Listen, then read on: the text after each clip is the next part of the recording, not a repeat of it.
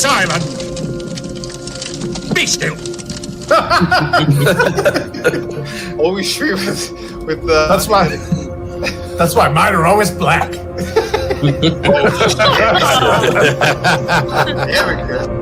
Hereafter, so that we remember our bonds, we shall always come together in a circle. It's not so much chill. We hit so many different topics and jump all over. To hear and tell of deeds good and brave. You went full cookie puss. Hey, I'm just look. I will build a round table where this fellowship shall meet. So that's why it's the round table. We're all equals here. Well, at least I'm not pulling a rickshaw.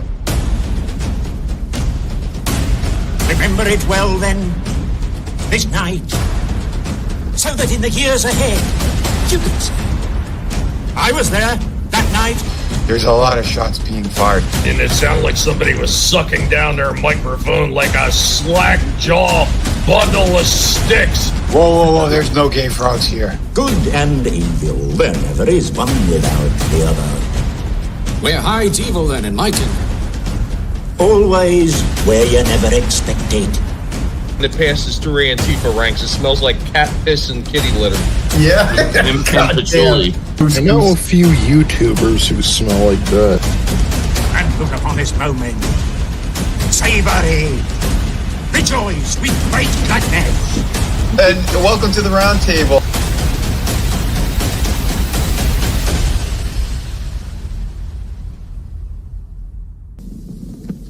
For it is the doom of men that they forget. Hello, everyone, and welcome. This is going to be the review and pretty much going over every episode, starting with 1, 2, and 3, episodes 1, 2, and 3 of Arcane Season 2. So we'll do a full breakdown. I hope everyone had a great weekend. And for those in the chat right now, a big hello to all you guys and girls.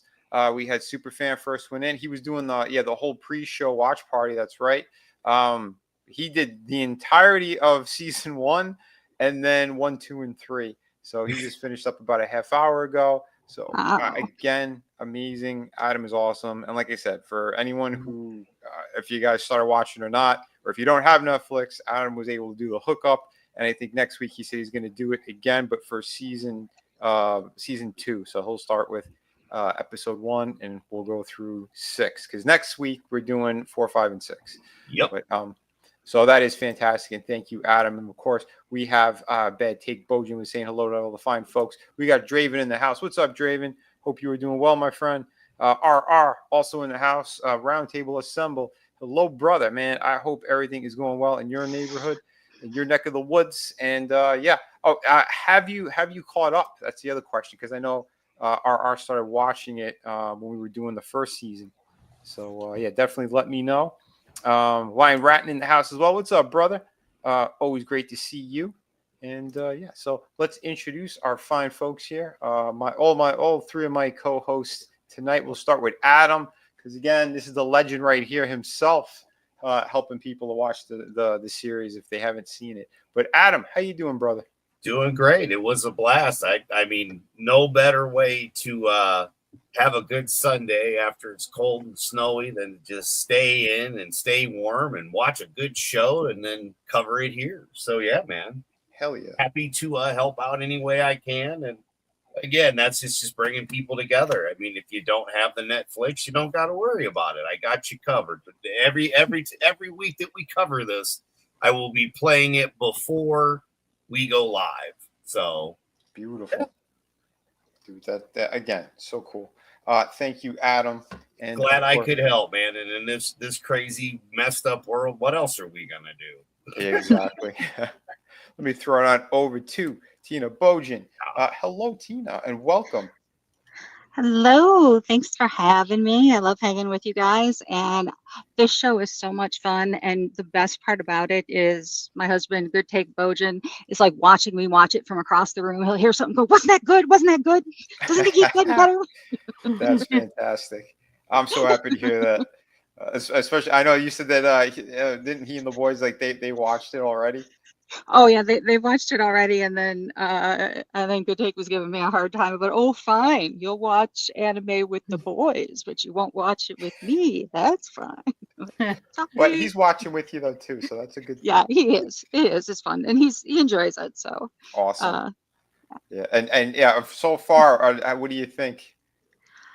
I think it's pretty amazing. I have to admit, I got lost of what was going on in the third episode, so I did have to read the summary to kind of to Okay. get it. So I don't know if it was just, brain fatigue at the end of a weekend or Yeah, what. But I yeah. mean, the There's the battles are amazing. The music is phenomenal. The Oh, art for is sure. stupendous, Yeah. and it was just kind of keeping track of who was who and what was going on was a little tough Yeah, for me. yeah. So, I'm gonna break it down for everybody too. You did finish awesome. all of season 1, correct? Yeah. Yes, I did all All of right. season Awesome. 1 and then the first 3 of season 2. Beautiful. Yeah, yeah. We're gonna do the full breakdown because I know that's why I took the extra notes as well, and make sure everyone's gonna be nice and caught up here. Because yeah, we're getting more into the arcane stuff, into the actual magic, and Mhm. yeah, things start to get a little bit crazy, at least on one side of the story for sure. So, but yeah, plenty going on again with the sisters, who again the series pretty much revolves around. Mhm. But yeah, this is excellent stuff. So thank you for being here, and of course we have my other co-host for the evening. We have Trina from Real Horror. Again, we do an awesome Hannibal review on her channel on Wednesdays at 8. So good. And yes, and she's always there for the toy streams as well on Thursday with Tommy and Slasher. But Trina, welcome. And how are you doing tonight? Thank you. I'm well, happy to be here. Yeah, I'm looking forward to getting into these episodes. These are great. Awesome.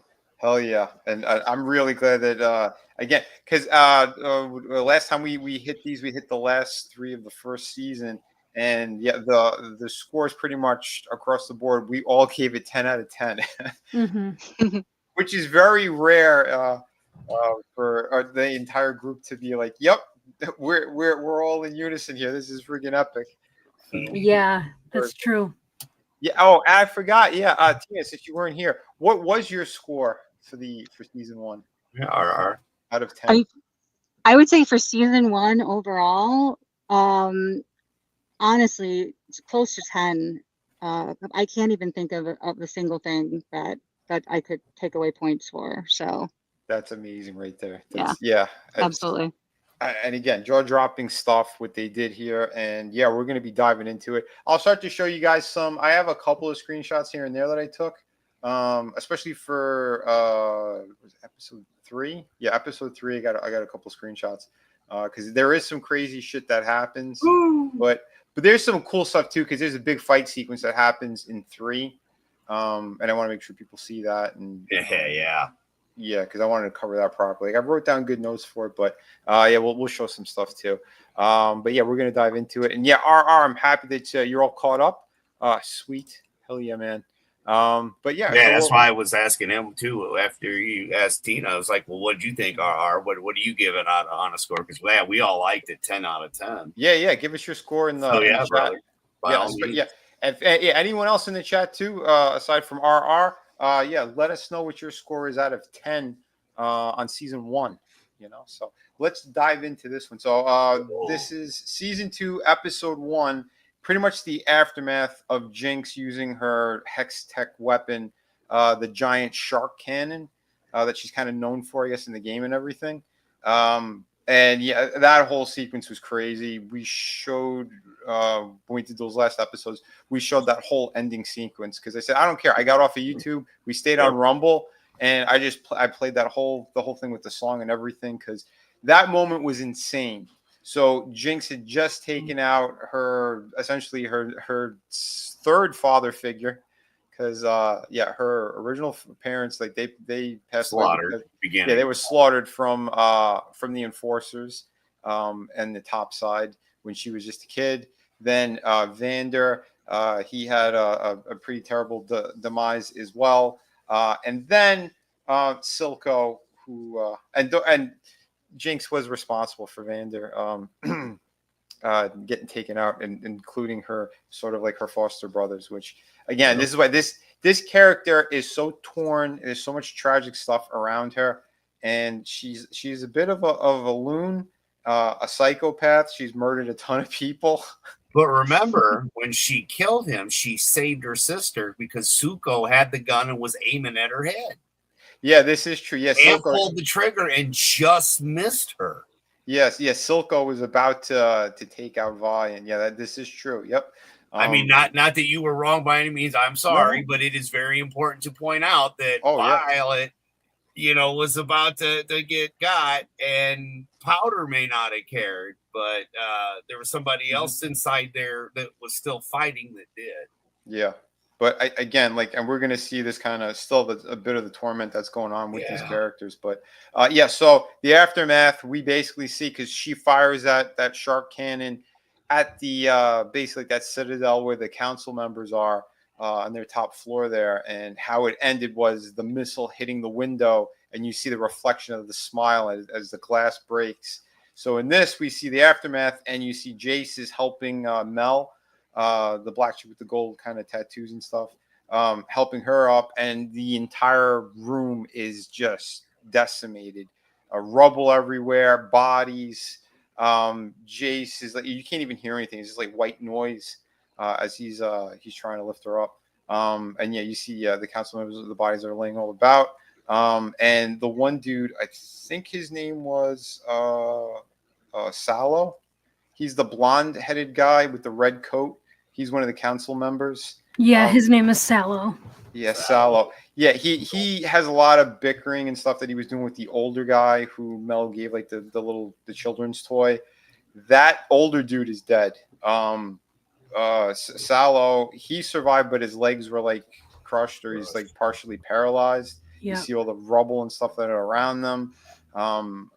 Again, lots of crazy shit. Caitlyn's mom, she was one of the council members. She's dead. She died. The survivors, they're all angry and scared. Mel's mom, she's kind of put in charge, kind of. She's sort of taking the lead in this and, kind of helping to clean up with her crew of people. And Mel's mom, her name is Ambessa. She's that kind of warrior black chick who she I said it in the first season. She's sort of like a female Thanos. That's the vibe I get with her. Oh, I could totally see that. Yeah, she's a rough character. Very manipulative, very powerful. Her army, all that stuff. But it's crazy. So so Sallow, he wants war. They want to go down there into the underworld, and pretty much take out all these people and get Jinx. They want Jinx. Caitlyn does confirm that it was Jinx that shot it. She witnessed it. All wanted her brought in. Mel's mom, she's putting on this face, kind of for public, and she doesn't want them to just do it bluntly. She knows that they have to put up a face for the public, because if they just go down there, it's going to be like the Gestapo, So she knows how to play both sides, the council people and the ones that are kind of in the street. But she wants hide her true feelings and what she's really doing on top of it. Which we find out more in these 3 episodes, because she is very manipulative. But she wants to go in there with the full force with Hex Tech, and Mel says no, and they do a vote about going underground because of Ambessa, and they all agree except for Mel. She doesn't want to, but she gets outvoted. And then, but when it comes to no Hex Tech, Mel wins that vote. So they could go down there, but no Hex Tech, because it's too dangerous and too many people could get hurt or killed. So they make that play, and Ambessa is not happy about that, but she's staying kind of silent for the moment.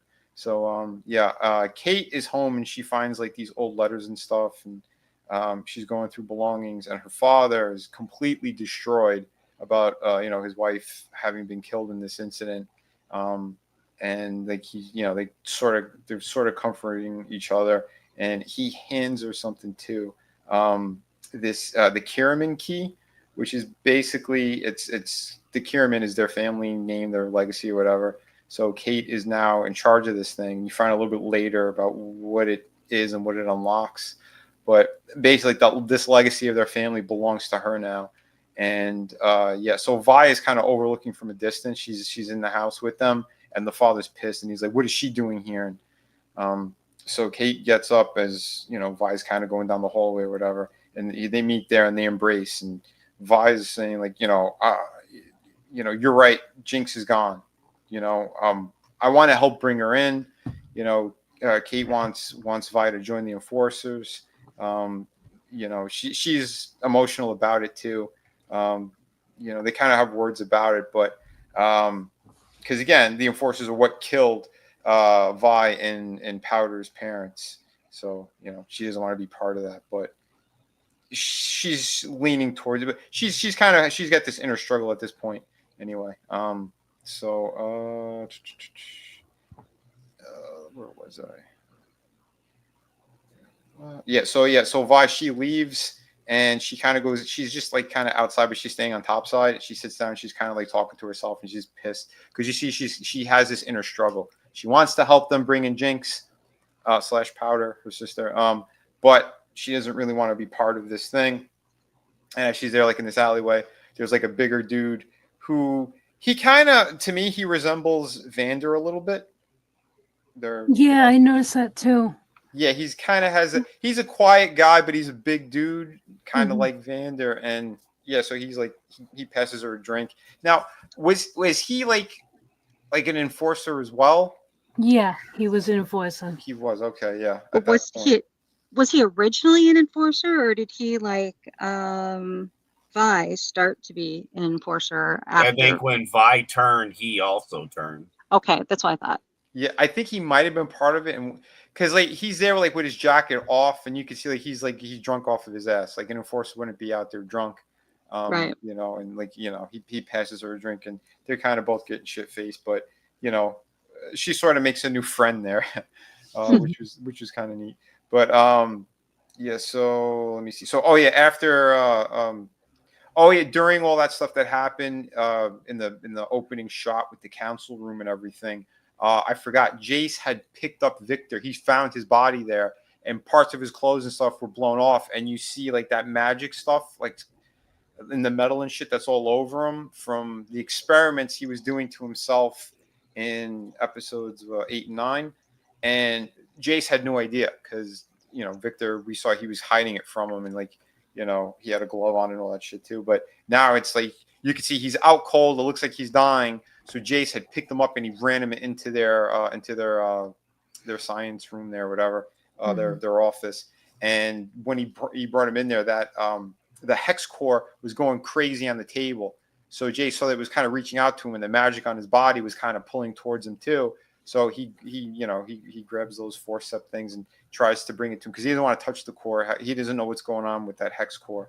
So, but it pulls in and goes straight into Victor. Which is crazy. Yeah, like it's like this thing's like merging with them, and it makes like this giant, like sort of like a cocoon thing. That's what I put in my notes too. A cocoon. Cocoon, if you will. It was very gooey looking. Yeah, the material, whatever this kind of substance is that's the core is making, it's really unique. Remember the slime that used to be in the quarter machines? Yeah. It looked like that, but dried up, right? Like kind of, but the more vibrant colors in it. Yes, definitely. Yeah. I'd say that kind of like when you kind of pull it apart or but if it were to freeze afterwards, I don't know. It was just awesome the way it was. But that's what it reminded me of, was the gooey slime that would slime down the wall. yeah, it's crazy. Yeah, I'm with the group. 10 toes out of 10. Yeah, see, beautiful.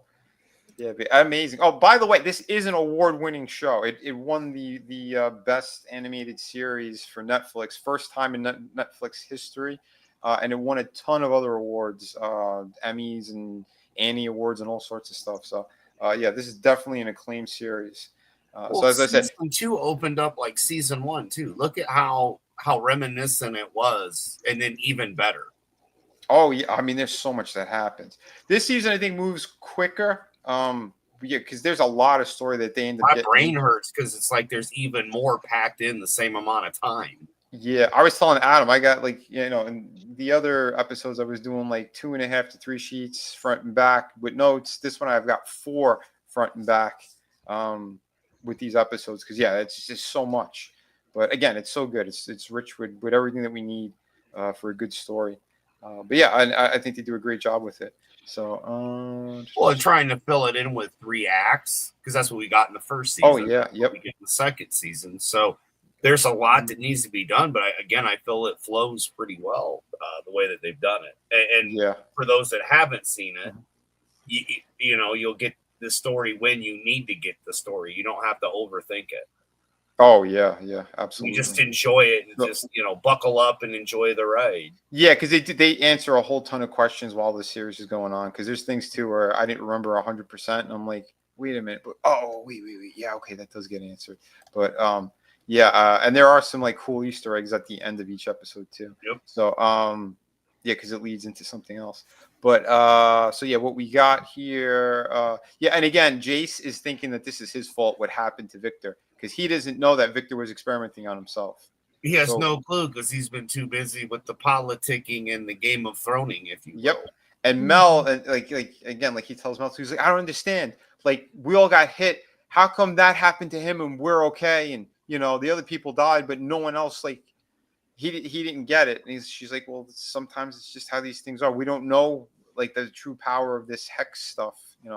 So again, a little bit of mystery in there because again, he's clueless. But again, from the last episode, we watched and saw gold shine around her right before explosion. And again, without giving anything away, just from what we've learned. Again, I just rewatched the end of season 1 into this one, and it's right there, right before you get that reflection. Because that's the thing too. As this thing's blowing up and you see the light, like and it could also come off as it's the reflection of the gold on her, like on her shoulders and the back.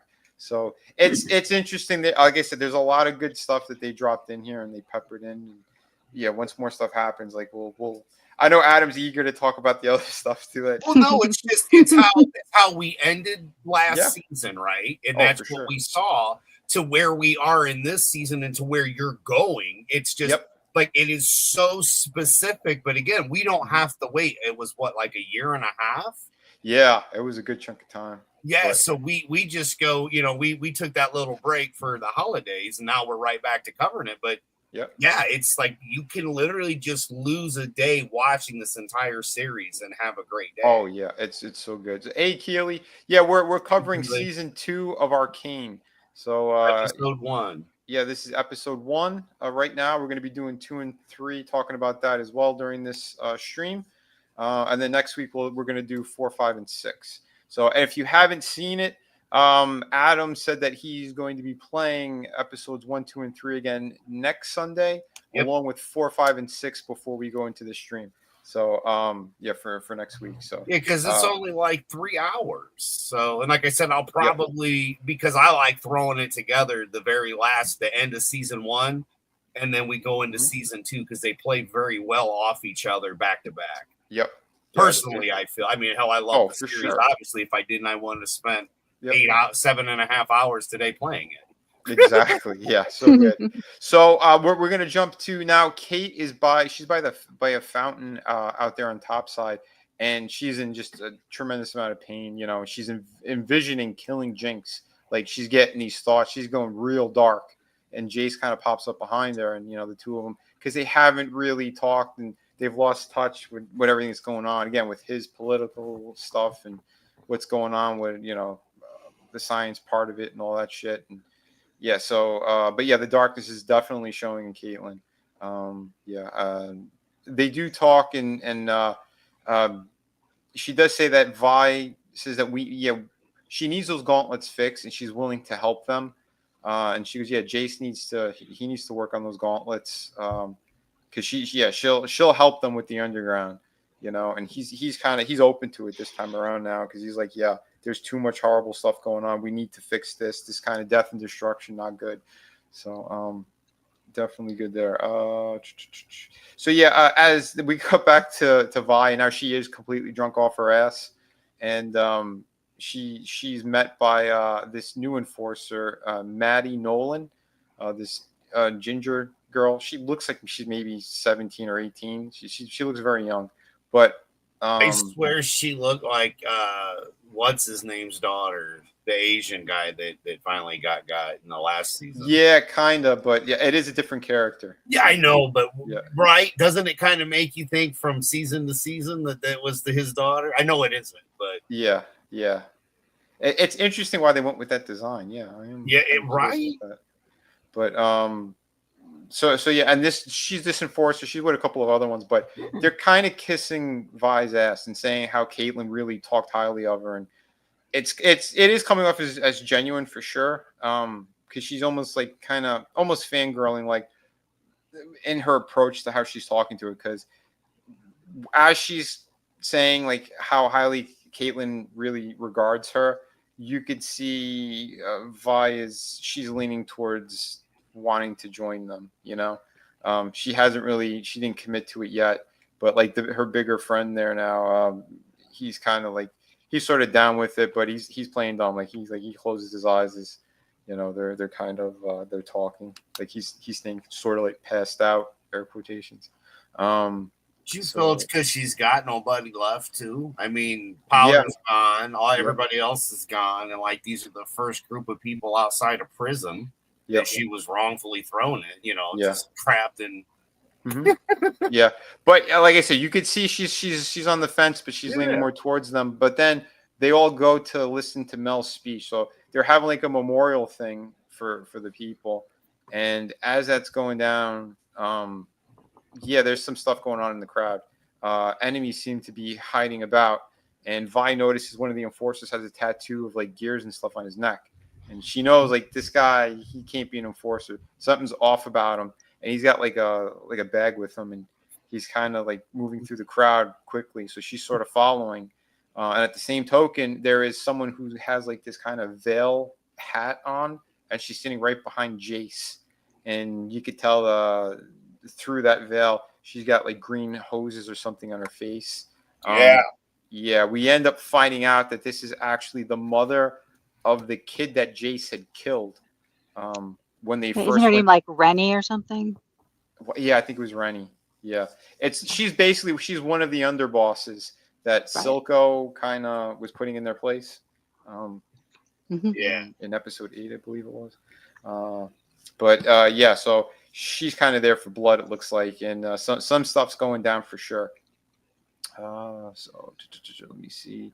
So that one enforcer that she's following, he puts his bag down on the floor. He plants it somewhere, like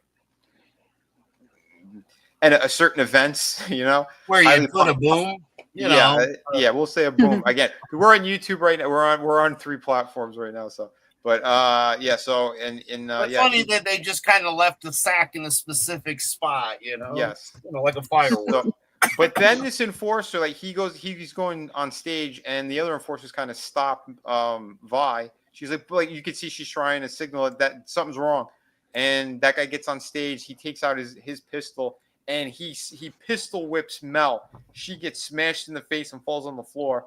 Jace is like in surprise, and then the one who's behind them, she's like, doesn't it suck, or something along those lines of, how does it feel when you lose people you love as well? And she takes off the veil, and she's got this giant like double chainsaw weapon, and she's going after Jace, and all hell's breaking loose now. The fake enforcer, he fires a flare that kind of busts through the glass ceiling thing. And chaos starts. You got, the chainsaw one already kills 2 people going through the crowd. Her name was Rennie. Yeah, she's slaughtering people right now. And there's like a warship thing that flies overhead, and those super shimmer soldiers, the ones that Jace and Vi took out in that underground facility when he accidentally killed that kid. Her son. Her son. You see like a bunch more of those guys. So they got look like Stark Hulkbusters, only on shimmer. Sort of, yeah. Okay. Yeah, or like a diving suit. Yep. Like some kind of mech suit anyway. Like a mix, something like that. Yeah, because it's like a glass containment with the purple shimmer. Yeah, and like cool though. You know what? I think that they should hire you to design those toys because I'd buy them. Anyway, those are cool. Think about it. That would be a sick ass toy though to have. One of those I'd be down for that. Yeah, this whole series needs to be handled, I think, by a really good company. Oh, definitely. Because I mean, they made Robotech and stuff, so why couldn't you? Anyway, I'm sorry. It's just that was a badass. I loved it back then, and then getting to see them again. Oh, they're so Oh yeah, they were damn cool. So these guys, they come down there like slaughtering and fighting and all this stuff. Let me see. Yeah, they start attacking those crowds. There's terror and chaos going on, and Caitlyn and Vi, they start to fight back, and some of the other enforcers. And Jace he faces off with Rennie. He kind of goes backstage, and there's a lot that's going on back there. He's trying to hide, and he needs something. He grabs like a little hammer, because he needs something, because she's coming at him like a maniac. Like the double chainsaw, like Christian Bale. That's like Christian Bale in American Psycho, like running down the hall just in his sneakers. Yes. You know? Helicopter. She wants him dead. So they're basically trying to get the other people to safety. Vi saves Caitlyn. She jumps on the back of one of them, and like he's got like what do you call it? I'm drawing a blank on this, like a valve, like on his back, and she yanks this thing out, and like it kind of busts open the suit, and like the shimmer smoke and everything comes out. So she sort of takes one out, but she pulled the plug on the guy basically. Jace, he gets that hammer and he smashes Rennie in the face, but he gets slashed in the back, like as he hits her. Yeah, he's trying to get away too, because he definitely needs something bigger. He's like, she's coming at him like a lunatic, and we don't know what the hell she's on, because that he's green got like a tiny ball peeing hammer. Yeah, he's got a really small weapon, but she's like, I think it's a version of Shimmer, because it's kind of powering her, that green shit. That's why she's extra strong. Kind of like the robot arm girl. Yeah. Well, what was that, Trina? Sorry, Trina. I was just saying, that's what it seemed. It seemed like some kind of Shimmer type stuff. Yeah. Because remember, once her face had that in that arm, it would go up and come down. It was like shimmer light. Yes. Yeah. And then they got her with the green shit. That's it's Slurge. Yeah, it was crazy though. But because he rips part of it off of her face too, because like it's. One of the nostrils. I mean, why wouldn't you go for both of them and then hit her in the head with the hammer? I'm just saying. Yeah. But he got slashed pretty bad. So it's across his back, on his shoulder. Like she's coming at him. While all that's going on, Vi, she sees like the other ones are kind of like trying to help these people in a carriage that got flipped over by one of the bigger like super Shimmer guys. He's crawling on the floor now. And she's standing over Jace, and she goes, "This is for my son," and a blast shoots her. And we see, basically, it's kind of the same way that her son got hit. And you find out it's Vi standing there, and she's holding Jace's hammer weapon, with the big gun thing. And she like blasted her away. So we don't know exactly what had happened to her yet. It looks like she does get killed, but. We'll find out in a few minutes of what happened to Rennie. She put the hammer down. Well, she kind of aims it. Yeah, she aims it down now. But she's holding the damn thing, and she sees Caitlyn and the others are surrounded now by these super Shimmer guys. So she tries to shoot them again, but she doesn't know how to work the hammer properly, and she accidentally closes it instead of shooting it. So Jace he's crawling over, and he reaches up and he grabs the handle and he puts it back into the position it needs to be in. And again, like it seems like only Hex Tech can defeat them. So they go to shoot, but they both miss. So like Jace is holding on to part of the hammer, she's got the rest of it, and they miss. But you see Mbessa's army start throwing spears, and they're breaking through the helmet units of all those guys, and like they were chunking spears at people. Yeah, it was pretty cool, because we had like that really big dude with the beard. Viking looking dude. Yeah, I guess he reminds me of Zangief from Street Fighter.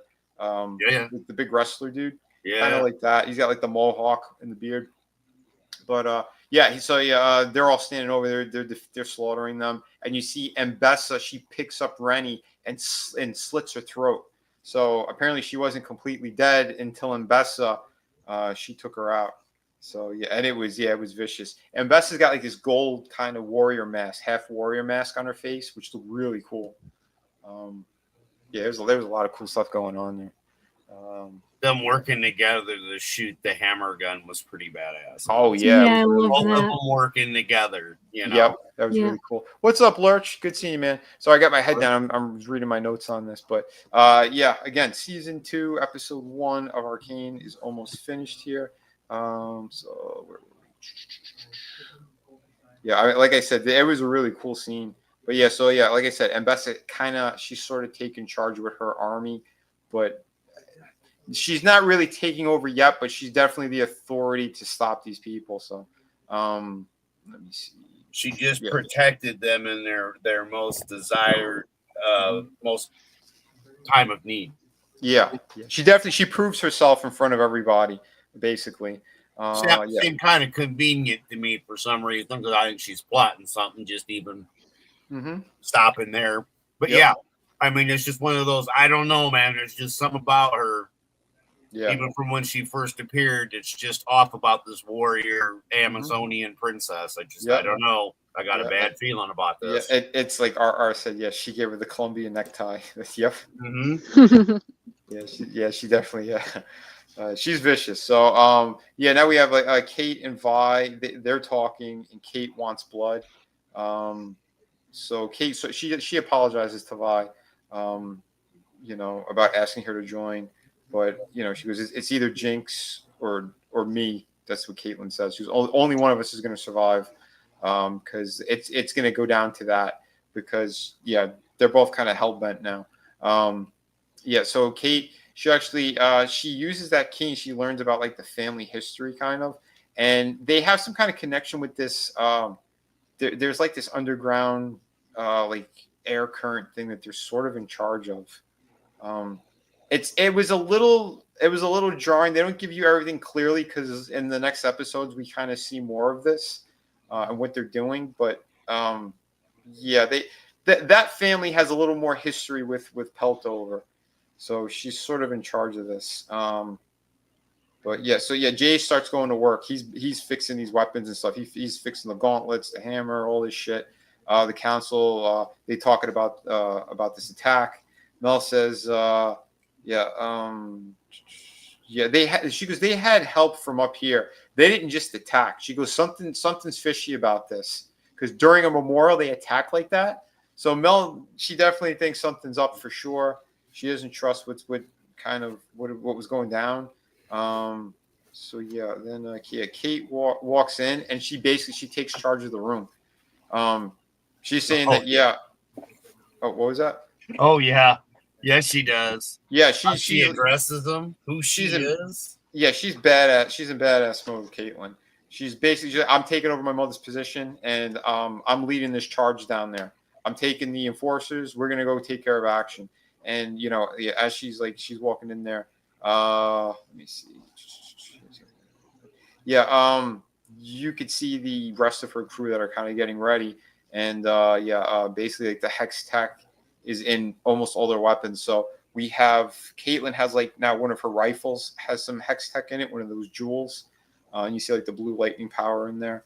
You see Vi, she's got the gauntlets on. She's the last one that kind of comes into the room, and she's dressed like an enforcer. She's wearing the blue and all that, and she looks cool. She got the badge on her and everything. So and then we get like a close up of Victor's face, and it's flinching, like he's alive in there, and it looks like something's about to happen. But so that's kind of where they ended it, is on Victor's face in this episode. But then we get like post credit scene sort of, and the screen goes all black, and then we see Singe, the mad doctor that was working for Silco. He's like in a snowy kind of area, and then you could see like there's like a bear trap, and there's blood leading somewhere, and he's kind of like following it, and it gets to like this little, like, it's like a half cave. It's a small like little area, and you see what looks like two wolves But I think it's a double-headed wolf that's hiding in the darkness, and you see its eyes glowing. And he has like one of his kind of green canisters, and he sort of like pulled like the pin on it, and you see like all this kind of green smoke coming out of it, like he's about to toss it in there, and that's where they cut the scene. So that was the post-credit scene for episode 1. So pretty cool stuff there. One thing I wanted to mention was I liked how when Caitlin took control of that meeting and she was saying, okay, so, basically she's going to lead I wrote invasion, but I don't know if that's the right word for it. Or at least, or the strike. I guess we'll see. Yeah. She's leading the strike down there. Yeah, and she says, okay, we've got 3 objectives, and then with each objective, like she says, we're gonna locate Jinx, and then it cuts to like Jace, like hammering on a weapon or doing some, and then she says the second objective, and then it cuts back to Jace working, and I like how they did that with the cut scene. Yeah, it was good. It was good. I like every character gets their moment throughout both seasons, I think. Yeah, that's what I like, because it is a good balance. I know some people get a little, they cry a little too much. Oh, they think it's too much girl power. It's not.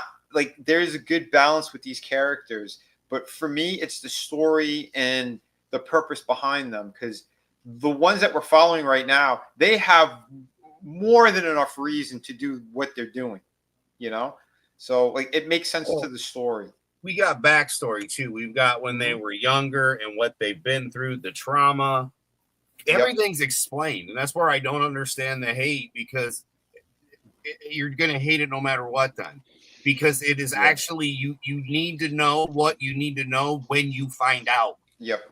Which after you watch it, you understand it better, and then you rewatch it because you're like, oh shit, I didn't realize that the first time, or you might have missed something. But yeah, it's all there, and it all makes sense. For sure. RR says, she's leaving the mission. That's even a better term. Yeah. There you go. There, perfect.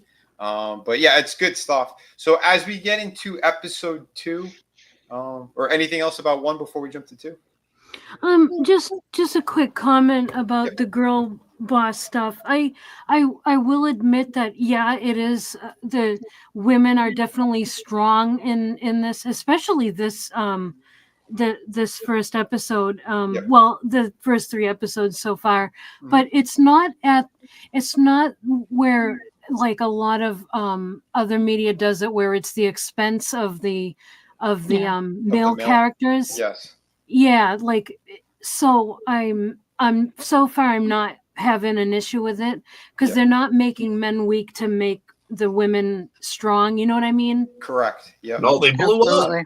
Yeah. The men blew up. I mean, it's no offense. It doesn't really matter, does it? Their gender or their sex, right? Like the council people got exploded. Yeah. No, not at all. No, what I mean that's how is, I view it, and I love your.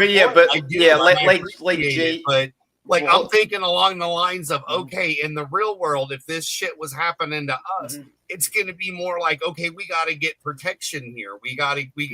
Where's our defenses? Where's our, I think Trina was like referring to like people like Jace or Victor type of thing, like the other male characters that kind of like were pretty strong in the first season. Although Victor, I mean, physically he wasn't strong. Mental and the stuff that was going on, like they each had their good purpose. But like, again, we have people like Echo. He's super smart and very capable. Like what he's doing with the underground shit and all that. And Jace, he's all over the map, but he's someone that he has a brain for all this stuff. He has made some stupid mistakes that affected a lot of people, but then he's still in the dark about a lot of things too. So, and in the rest of this series or the season, we're going to see more of what Jace needs to know and the other elements that are going on. Yep. So, like I said, they each have it makes sense. I don't think anything to know. That's why I say you get to know what you need to know when you need to know it. Yes. Yep. And it's storytelling 101. You get a little bit of here, a little bit there, and then in the next episode it continues. And each character, man, it's beautiful. Yep. And speaking of which, like, all right, so episode 2, this is another, again, big, powerful stuff because we're dealing with the aftermath of what happened in season 1. And these characters have gone through a lot, especially Jinx. So it's the opening shot is with her underwater with Silco, or basically his body, and she's talking to Silco, looking for advice, kind of hugging, like embracing him, sort of. But you could see that Jinx is lost, She pushes his body deeper into the water and kind of screams in pain under the water, which, again, powerful stuff. And as she's pushing him away and his body's going deeper into the water, she hears his voice in her head, have you had enough? And then, like, they cut to the title song and all that. But when we get back to... Question real quick. Now, yeah. Are we assuming this is what's happening, or is this what's happening in her head? That was my question when I first saw it. It was a bit of both. Because we have the moment like she's underwater with him, like, and I like how they did it because it's like all the silence of the world. Like, they don't hear anything because that's why they're underwater like that, fully submerged. But when she pushes him under, like, it cuts back, I guess, to what reality would be, and they're standing where he baptized her. When he says, I'm you're now Jinx, you're not powder anymore. So that was very fitting and very poetic, but she's standing like waist deep at that point, and she's just pushing his body into the water. So, yeah, we had both. We had in her head and then actually there. So yeah. And now this opening shot, I loved with this music and everything. So we get a shot of Silco sitting at a table and it pans out and it's sort of like they're stills. And we're seeing these other bosses, these other crime bosses, and like Silco, he kind of like he disappears, and you see these other crime bosses that are coming down the table, and they all start fighting with one another, And it's sort of like a music video how they did it. So we see Jinx, she's what you see in this scene that I have up right here, like she's hooded, and she's basically like she's trying to stay into the shadows. She doesn't want any spotlight. While we see these other crime bosses essentially trying to take over and take control of the underground and Piltover there. So I thought it was pretty cool they did that. But as you're kind of doing all that, and you could see like the bad guys fighting for Silco's position, like who wants to grab it now that the boss is gone. So Jinx is walking through all that, and then we get introduced to this little girl. I think her name was Annie, if I remember correctly. But they don't say it yet in these episodes. I was going to say, I don't think we get a name right away. Yeah, she's basically like an orphan girl with like an army hat on, and she's kind of running through the sewers. She's being chased by some of these goons. Is it a girl? I just thought it was a little rugrat kid, to be honest. I couldn't tell if it was a boy or a girl. I mean, off of, it's just a kid. It's a kid, but I believe it. Yeah, it's a girl. Oh, her name is Isha. Thank you. Isha? Isha or Isha, Isha. Okay. Yeah. So then I was wrong. It's not Annie. All right, it's Isha. So yeah, so she's being chased by through the sewers and stuff, and there's like a cracked tunnel or like pipe, and she leaps from one side to the other, and like one of the goons is just kind of watching as she's falling, and as she falls, you were seeing Jinx walking past underneath, and the girl falls on top of Jinx.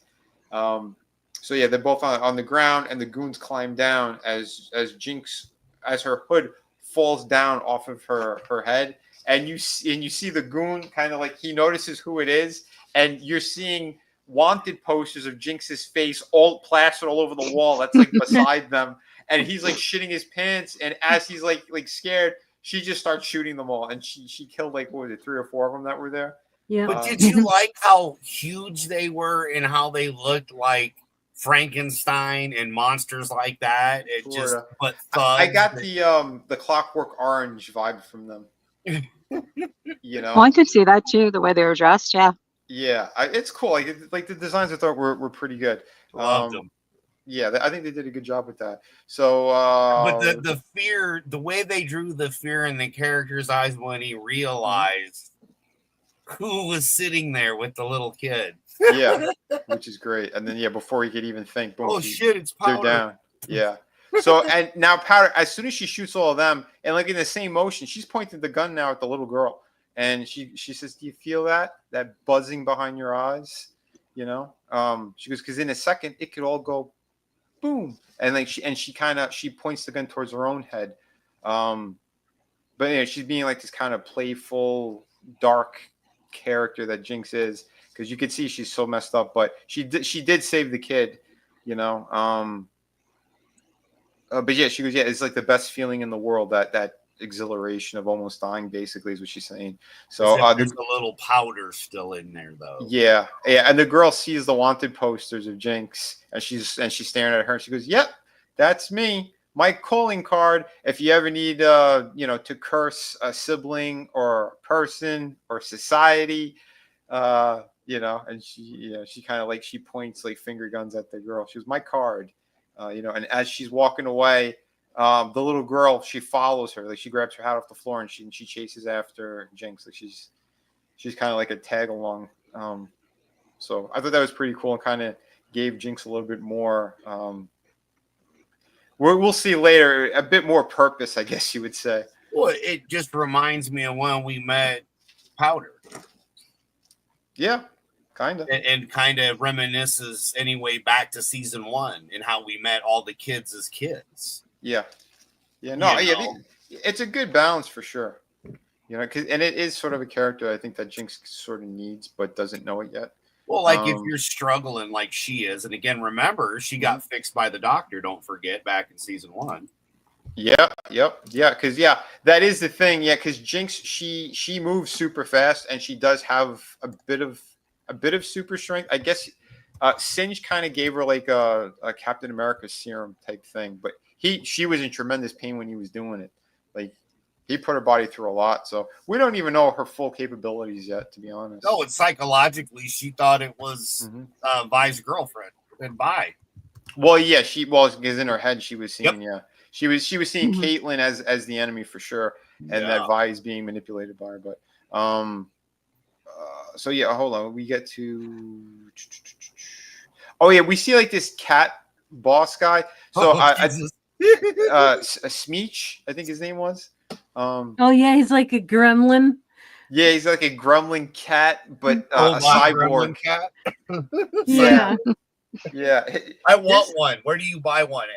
Yeah, he's a nasty little character. He reminds me kind of like from Pinocchio. You remember the fox and the cat that are manipulating them? Yep. So he acts like the fox, but he looks like the cat.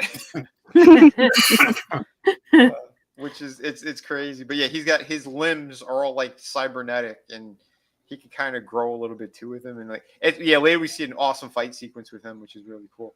But Tommy needs to get another guinea pig and name it Smeech. Oh, that'd be great. I know. What do you call it? Etep, he's got a cat named Meech. Yeah, that's right. Almost there. He just needs some cybernetic parts. Yeah.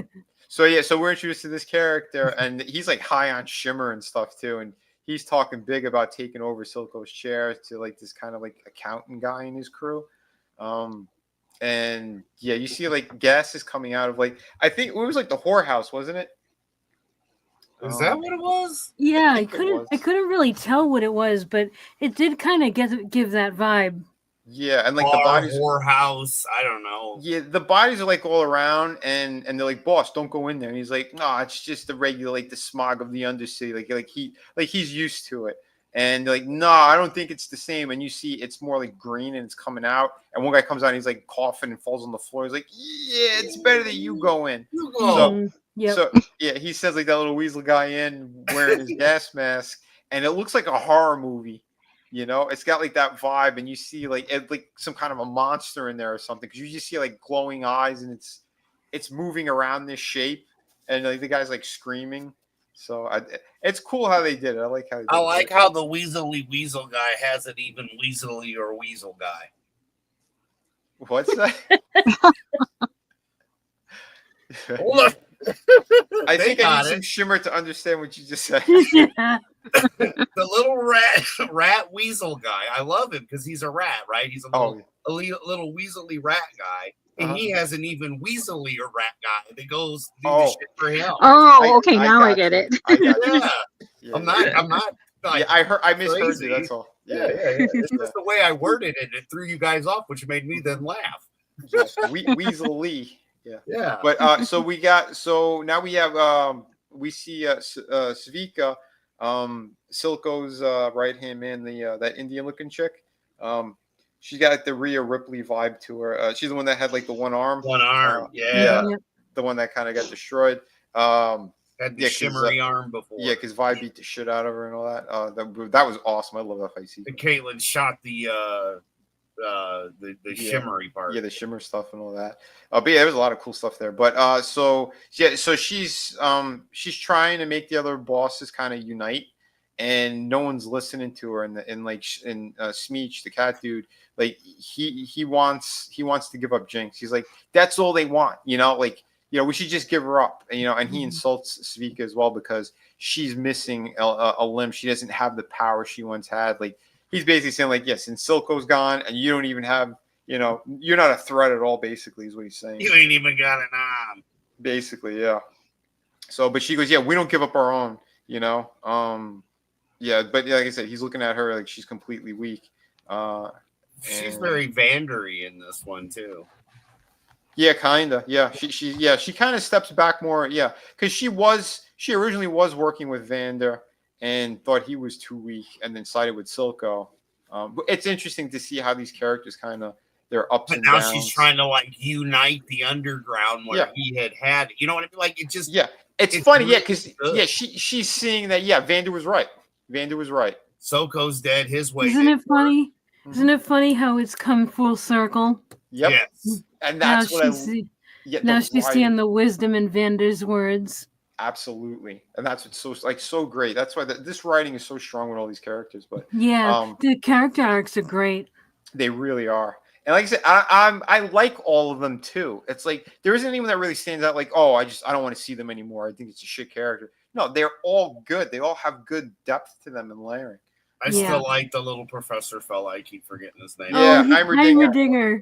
Humdinger, yeah, him. I like him. He's hilarious. He's fun. So, so we cut back to Silco's office, and we see Svika. She's struggling. She's trying to fix the broken arm. It's completely out of whack, and she's cursing, and she's kind of like flipping out, like at Silco as if he were there. Like, this is your fault. I'm still cleaning up your messes. Like, she's flipping out, and then you hear someone is above her, and it's Jinx. And he's like, she's like, she's up in the rafters, and she's like, I like how Svika shoots an arrow at her, and it lands on her braid, and Jinx is completely unbothered by it. Yeah, she doesn't flinch or anything. Well, remember when Suko was alive, Jinx was up there when Suko would report in, and was back when she opened fire on them back in season 1. Yeah. With Echo. Yeah. And the Fireflies. It's funny. I mean, it's back to full circle. We're right back to where they've been in season 1. And their dialogue is great though too. So because like the first thing you hear Jinx say is like, she goes, yeah, they call me crazy. You're talking to dead people still. And, yeah. And Speak is like, are you here to finish me off? And Jinx is like, haven't I done enough favors for you already? Yeah. So it's like, yeah, you can tell they're both miserable, but like, she jumps down. Both are sad. Both are kind of reminiscing over Silco in their own way, but you could see there is respect there.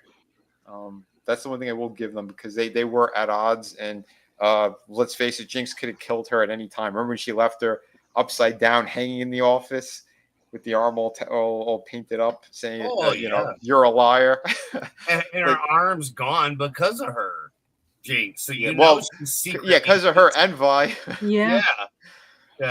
It's great stuff, but so hold on. But come on, you wouldn't be a little bit hateful at the mofo that blew your arm off? Oh yeah, a little bit. Yeah, absolutely. So they're talking about his moves, and like at this point he would have been ordering her to do this and that, and Jinx is like, yeah, blow up this person, kill that person. Like it's funny, like they're reminiscing about how he murder. Yeah, but basically, and how he would take charge. Yeah. Because in a way, he is right. You would have to put those other bosses in line, because we're going to see what happens. It's much like the actual mafia in history. Like when you have a bad leader, like all the other nut jobs do horrible things and destroy the business entirely. Yeah. The organization that doesn't exist, you mean? Exactly. Yes. We're talking about a fictional world here. In Arcane. The Yes, in mafia. Arcane, yeah. The mafia does not exist. This thing of ours. Well, the little rat guy said otherwise. Yeah, well, that little rat guy is a rat, and yeah, he's gonna get his. Little So, gremlin robot son of a gun. Man, I yeah. want one of them. They're just so funny looking. Yeah, it's great stuff though. But so yeah, as we're talking about all that, Adam's a toy collector now. He sees everything and he's like, I want that as a toy. Yeah. Oh, he's I want it so you can control it because you know how that would freak the dogs out. Yeah. Oh yeah. Yeah. So we do get Jinx. She's leaving the place. She's going out the back alley, and one of the goons kind of follows her. And we see Smeech, and he goes, "Yeah, what did I tell you?" You know, like he knew that Speaker was kind of protecting her or protecting Jinx is what he's putting together in his head. And as they follow Jinx, we see the little girl Isha is following them. So she's sort of like tagging along. She was like in a dumpster or something. You know, keeping eyes out for Jinx as well, which I thought was cool. So we do get to Victor now, and he wakes up. And he's totally like his whole body's transformed now. Anything that was kind of in that cocoon state, and he walks over to Jace, and he turns around and is like, you know, he goes, "What am I?" And Jace goes, "Oh my God, you're alive!" And he hugs him, and he's like, "The Hex Core saved you," you know.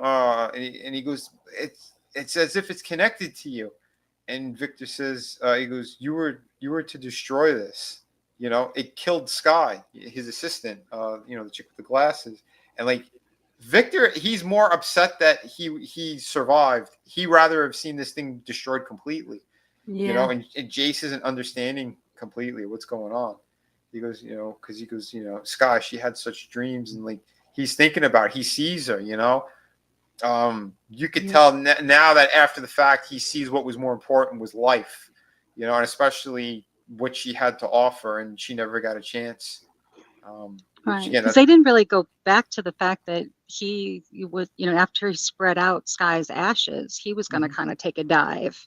Yep. Yeah. Yep. And You know. what happened? We had Jace saved him the same way that Victor saved Jace when Jace was going to throw himself off in season 1, when they took all of his life's work. So I love the balance between these characters, and like you guys were saying too, full circle. We have multiple characters already that are coming full circle into other stuff than what had happened in the first season, which is again powerful stuff.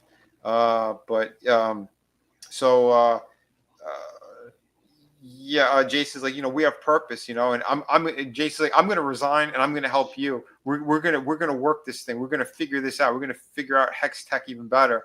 And Victor's like, I'm leaving. I'm gone. And like, he's like devastated and shocked at the same time. And now we see Echo in like in the good part of the underground where that big tree is, and it's becoming overcrowded. You know, there's a lot of people that are looking for help now, and they see like crime is taking over too much under there. So the last of like the better people are finding refuge with them, and they don't want to push anyone away, but they know it's too much right now. And as he's talking to one of his buddies there, you see a leaf comes falling down off the tree and lands in front of him, and it has like this sickness on the leaf that's similar to that Hex Tech magic, and he doesn't fully know what the hell it is or what's going on. Let me see what was I here. The stuff we saw on the plants back when Jace didn't know that Victor was screwed, you know, right before he found out, and then when he did, he's like, I can't keep the plants from dying. Yeah, and we got Heimerdinger. He's you know, him and Echo are talking about it, and Heimerdinger's trying to give him some hope. And he's like, I've seen this before. I've seen this kind of texture, this whatever this is on the plant. So he goes, I know where we need to go. And you see them. It's kind of like a funny moment. They're in the tunnels of like that Citadel thing on the top side, and they're sneaking into his old lab. And like Heimerdinger's like he's moving around like an espionage thing, or you know, it's kind of funny. It's, you know, a little childlike, but it's still it's cute for the character, and it is hilarious. What are you talking about? I mean, Can you build this place? You hear Echo in the Yeah, background. Echo's, yeah, he's walking around like, can we just walk in? Like, what? We really have to be sneaking in? Like, what the hell's wrong with you? And like, so they're unscrewing from underneath, like this like manhole thing in the lab. So yeah, as they kind of pop up there, Jace he meets them there. He's asking, why are you trying to break in here? And he's like, he has his hammer weapon in his hand or whatever. But Heimerdinger's like, wait, were you sleeping in here? or Echo said it. One of them said it, and so he sees the kind of corruption. It's the same as the hex core, what's on the leaf. So he's like, hold on, but he goes, yeah, as if you've never done it before. Because he's like, were you breaking into my office? He's like, oh, as if you haven't done it before. Because again, right. Go back to when him and Victor broke in to get his tech before they destroyed it. Yeah, exactly. Yeah, which ended up doing what? Ended up putting Jason a power of, in a really good spot. From his shit was about to be destroyed to he broke in and he did a good thing. So that is great. That's a great point too. Which again, the banter is good with these characters, and they're kind of trying to figure this out. Let me see, where was I? Because they see the corruption in the same thing. Because we also have Jace goes, who is this? Because he doesn't know who Echo is. He goes, oh, and Echo's like, yeah, who is this? So Heimerdinger tells Echo, oh, this was my old student. And then he looks at Jace and then he points at Echo. He goes, this is my new student. And they kind of give like a, they're looking each other over, Yeah, they're looking at each other. But Jace is like, you guys want anything to drink? You want tea? Like he's welcoming to them, which is cool. Because again, they're all, if it's Heimerdinger who's putting them both together, that's a good thing. It's not a bad thing. So yeah, they're sitting down and trying to hammer this out and figure out what the hell's going on. So, but yeah, they're seeing the patterns in two places. They're trying to figure this out too. And Heimerdinger sees the shell, that cocoon of where Victor was in, and he goes, "Where is he?" And we see Victor. He's deep underground. He's like in the more messed up area where when Caitlyn and when Vi got injured and she fell into that area where it had like the hardcore the shimmer drug addicts. He's like in that area. He's looking all around. And he's got like pity for all these people. And the one little dude who was in the very first episode, who we see is he helped out Caitlyn when Vi needed help, and he was afraid to show himself to Vi. His name is Huck. Huck, that was it. Thank you. I couldn't remember that. Yes, awesome. So Huck is down there with a bunch of others, and you could see like they're sort of surrounding Victor. Which is and you could tell that they're all broken down there. But there's a voice that's guiding Victor, and he's seeing like magical footsteps almost. Like that was cool. Yeah, that was really cool. I like how they did it. And it's a woman's voice that's guiding him. And was it Sky's voice? It is. We find out later. Yeah. Which is again really cool because there's more that plays out with that. But so they keep doing cuts in between all these characters and kind of what's going on. So we get back to Jinx now, and she's in the old hideout, like where the kids were training and stuff, like where she had that gallery set up, and you see her like moving all over the place quickly. They have like a montage, and what I like too, she's wearing Clogger's goggles. Oh yeah, right. Yeah, the chubby kid who she's kind of responsible for. Yep. But and she's working on something. We don't know what it is yet, and she wraps it up and puts a bow on it and everything. But as she's in there, there starts to there's like gas that's popping in. Well, I think I had a couple of shots of this actually. Hold on, share screen real quick. So I did take a couple of screenshots for you guys. So so she's overlooking all of this. She's like, not bad. I think it did a pretty good job here. There's other stuff that ends up happening. So like there's gas that comes in, like that same gas that when we saw that one like Weasley guy when he went to the whorehouse, and it's the same type of thing. Like that gas is coming in. She's coughing. She can't breathe, and you're seeing like the glowing eyes. So she goes to hide, and it's the enforcers that they had come in, and yeah, Vi is one of them. She sees it, and like she's almost getting like panicky in her face. But Vi's wearing a mask, so she can't see clearly, but she knows it's her. And Jinx is kind of like she's hiding in the rafters, and she's pointing a gun at Vi from up above, and Vi can't see it.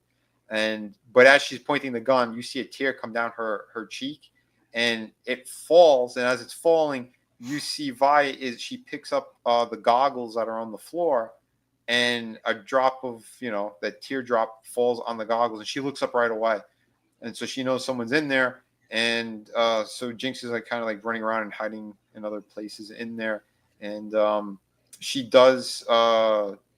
sneaks and turns on one of the shooting gallery thing, but yeah, they can't really find her, and it shuts off, and then Caitlyn's super pissed, and she just turns around when everyone's about to walk out, and she blasts a hole into one of the targets using the Hex Tech gun, and it blasts a pretty good hole.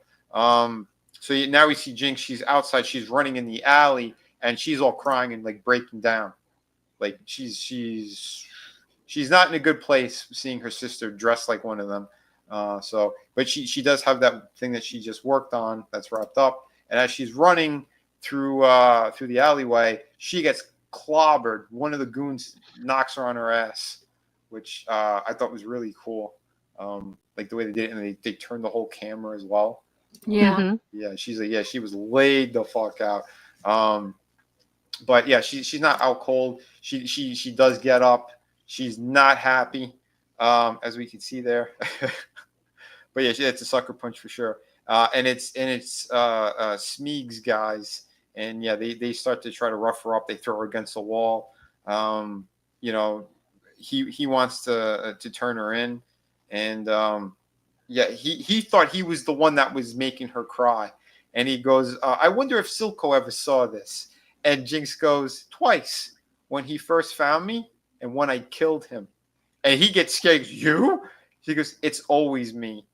And that's when Svika is there. She's in the alleyway. She picks up a gun, and the gun that belonged to Jinx, and she shot the hat off one of the goons. And she's kind of saving her. And this sequence was awesome. Yeah, between kind of what's going on, and because she's getting back to her feet now, and trying to fight them off as Svika is also attacking. Which is pretty cool, and that's when we see actually what Jinx was working on. So we see basically she throws it up in the air towards Svika, and it unfurls, and you see it's a new arm, and it's got this giant jaw contraption on the end of it, and it flies in the air, and she basically Svika, she puts it on her. And this thing has all the bells and whistles, literally. This arm is sick. How they did it. Yeah, it is. It's cool. All the bunch of parts from the arcade game and stuff from back. Yeah. It was just awesome. How childish it was. Yeah, it was really cool and deadly. Yeah, here's where she's like, yeah, it's always me. Like, makes him shit his pants because like he's ready to hurt her. But she gets her gun back. Yeah, she takes out a couple of these guys as well. She's very content with herself. And the little girl is there too. Isha. She's kind of looking at all of them, and she helps distract one of the goons by throwing one of the bombs that fell. But again, it wasn't anything deadly, but it was enough so that Jinx could she could take out some of the guys. But as this is going down, we have Svika is kicking the shit out of them, and where was it? Do I have it here? Yeah, she tells you, pull the lever on the arm. Yeah. And the other one's like looking at her like, what are you talking about? And she hits this lever on the arm, and it's spinning like a slot machine. Slot machine, yeah. Yeah, and it does all different stuff. So depending on what pops up, she's gonna do different things. I love that. That was so cool. That was badass. I think it was kind of neat too, because Savika has no idea what it is her arm's about to do. She's Yeah. just kind of Yeah. waiting to see. She's clueless, but you can see she trusts her, and it's funny Right, too right. because one of the pulls that she does, it was nothing, just like a slot machine, which is funny. Yeah, she gets hit in the face, but then she starts flipping the switch like nonstop, and it's doing all sorts of crazy cool shit. It was fantastic. So yeah, she's learning how to use her arm, basically this new arm that Jinx hooked her up with. And the two of them, Isha and Jinx are watching the whole thing, like putting faces on of how vicious Svika is, ripping these guys apart basically, which was great. Let me see, where was I? And I like the jackpot move on Savika's. Oh yeah, I love that. It's Yeah. it's that menacing like smile that that Jinx draws. Yep. yeah. Oh yeah, it's great. Yeah, because the three parts of the slot machine thing. So yeah, it turns up, and they're like, oh damn. And Speak is very happy because she rips off the limbs off of Smeech. She just like eviscerates him. It's done very classy too, because the reactions of these two right here are Yeah. priceless as the arm is just tearing him limb from limb. Yeah. Let me see where it was.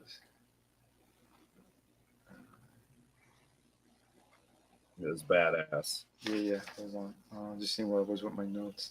But it was really cool. So, that's the part where they killed a little shit. Yep. Yeah, Smeech is gone now. Yeah, she ripped them limb from limb, literally, and finished them off. And again, I love the jaws on that arm as well, because it is parts out of that where the kids were training. Yeah, the arcade. The arcade thing. Yeah, she got all the stuff from there, which is awesome. And she was covered in greeny blood too. Did you catch that? Just like Yes. the Chainsaw Lady. Exactly. Yeah, that's what was really cool. And and when she was done, you see fireworks shoot out of the arm into the air. Because the look on her face when the music was playing too, like, oh my god, are you kidding me? Yeah. Like, how juvenile. Yeah, and you can see it pretty much like it looks like they're ready to work together, which is really cool. But yeah, good stuff here. Yeah. This was from before. I put it in the wrong order, but yeah, this is when they were reminiscing about Silco. But I like that they have like a good bond that they started. We're gonna get to this sequence. This one's coming up soon too. But yeah, lots of cool stuff. But yeah, again, everything they did in here is amazing, and how beautiful the artwork is. It's next level. So we do cut back to Victor, and we see basically he's shown where he needs to be, and he's surrounded by all the addicts. And oh yeah, this scene was wild. Yeah, it was good. So yeah, he stops the muggers essentially, but by doing so, like they're already in Huck. He's like I don't want to do this, but we have to. We have this addiction. We have this need, and Victor puts his hand on him, and the magic is like it blows the hood off of him, and it starts to heal him. He like his sickly body fills out a little bit, and in place of like his deformed head, it's like a marking that's sort of like mother of pearl, gold, white, like all sorts of. It looks like a version of that contaminated. It does. Hex core, but it looks more pure, if that makes sense. Yep. So, which is really cool, and they're all like standing around him like in awe, and he can't believe his eyes either, and like they all fall to their knees and like kind of like bow towards him. But Victor did fall on the floor. It took a lot out of him that he cured them. And he sees Sky standing kind of like over him, like smiling. So his dead assistant basically. And he goes, "You need not suffer anymore." And she is definitely she's smiling over him, which again really powerful stuff what they did there. And then they all kneel to him. Yeah, it's almost like he's like a Jesus kind of figure. Yeah.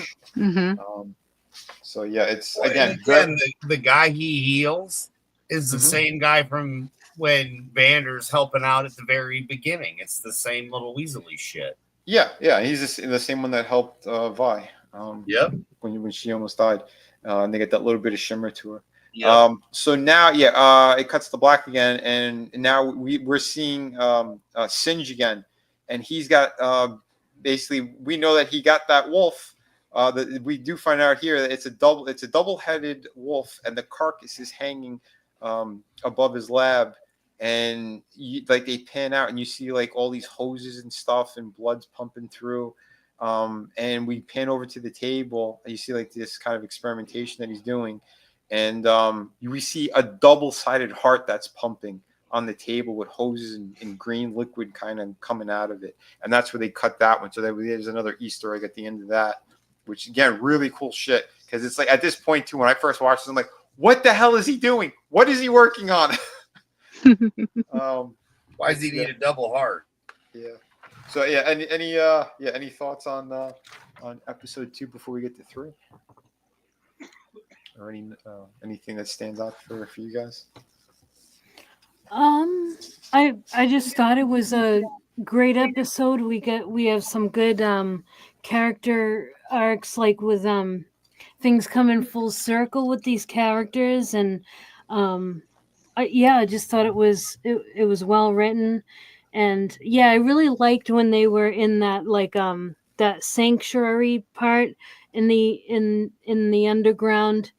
And Heimerdinger was entertaining the kids with that machine thing. Yeah. And I thought that was cute. That was. Yeah. Lots of great stuff here. But yeah, and again, this end sequence was so good. Loving it. So all right. Now in the start of episode 3, we get a montage of Vi and the other enforcers on Kate's team, and they kind of, again, they did a little bit like a music video. We're not seeing full animation; it's almost like stills and shit like that, and like they're busting down doors, and basically you find out they're the green monster thing. This is what Kate, I think, part of Kate's thing was the Kierman key kind of unlocked. Like they have their own kind of. This is the thing I felt like they weren't super crystal clear on. But we get a little bit more of it at the end of this episode. But basically, the Kierman people, like her family, they were kind of responsible for like this flow of this air or whatever. But she's using it to kind of almost poison the people down there. And these enforcers are trying to take, control. They're trying to find Jinx. They're trying to stop the shimmer deals and everything. So we're kind of getting glimpses of that all over the place. But as we're seeing it, we can see Caitlyn's she seems to be getting darker. Yeah, almost a little power hungry-ish. She's not the super nice girl that we kind of saw in the other season. I think Adam, that's a good word for it, vengeful. Yes, very vengeful. Because again, remember her mom got taken out. It's sort of like Wyatt Earp, and his guys when they were going after the Cowboys. It's kind of like that vibe. Like they don't care. Like anyone wearing a red sash, they're coming after him. Like, you got shimmer, you're going down. So it's almost like the Dirty Dozen. I don't know. It's cool. So and again they're looking for Jinx. So let me see. Where was this? They sort of find a hideout thing. And there's a bunch of dolls that come falling down that are all hanging, and it's versions of all the enforcers that are in Caitlyn's crew. With Maddie, the ginger girl, like she's like freaked out, and she sees like the news with her face on it, and and the leaky gas, that was the best part. Wow. The leaky gas too. Kate's definitely getting more aggressive and angry, and Smeech's guy that kind of is kind of accountant rat guy, whatever. He's being questioned by them, and he spills it. Jinx, she's got some kind of plan. It's involving the vents, and he's trying to. He's trying to tell him like, this is what's going on. Like, let me free. And Caitlyn's not hearing it. She's like, yeah, no, you're going to be arrested. He goes, but I helped you. She's like, I don't care. You're getting thrown in jail. You piece of shit. Like, and you could see Vi's, like, she got this look on her face. But we cut back and we see Mbessa, and she's aboard her airship, and she's talking to a merchant leader. And it's this other female one, and she basically gets possessed by this kind of magical witch thing or something, which we find out is called the Black Rose. And like she comes towards Mbessa, like she's behind her, but Mbessa, she gets the upper hand on her, and she stabs her through, and she kills this person, this woman, this merchant leader. Because basically, like, she's being threatened. And this is a very real threat. You could see sort of Mbessa she's got some fear for someone who's so powerful and all that. She's kind of shitting her pants a bit, but she knows like she needs to step it up, and we find out there that she lost her son to these people, to whatever this magic thing is, whatever this Black Rose stuff is. And there's magic abilities that she can't deal with, and that's why she needs that hex tech weaponry. We kind of find out like this is sort of the basis for why she's there. But she knows, like, she needs to make some moves now because this merchant leader being taken out is going to raise some red flags. So she's going to start to maneuver stuff. But like I said, there's a lot of crazy stuff that's happening at this point. And that's she's talking to her kind of second in command, that the dude with the mohawk and the beard. Another really good character. I like his design and stuff.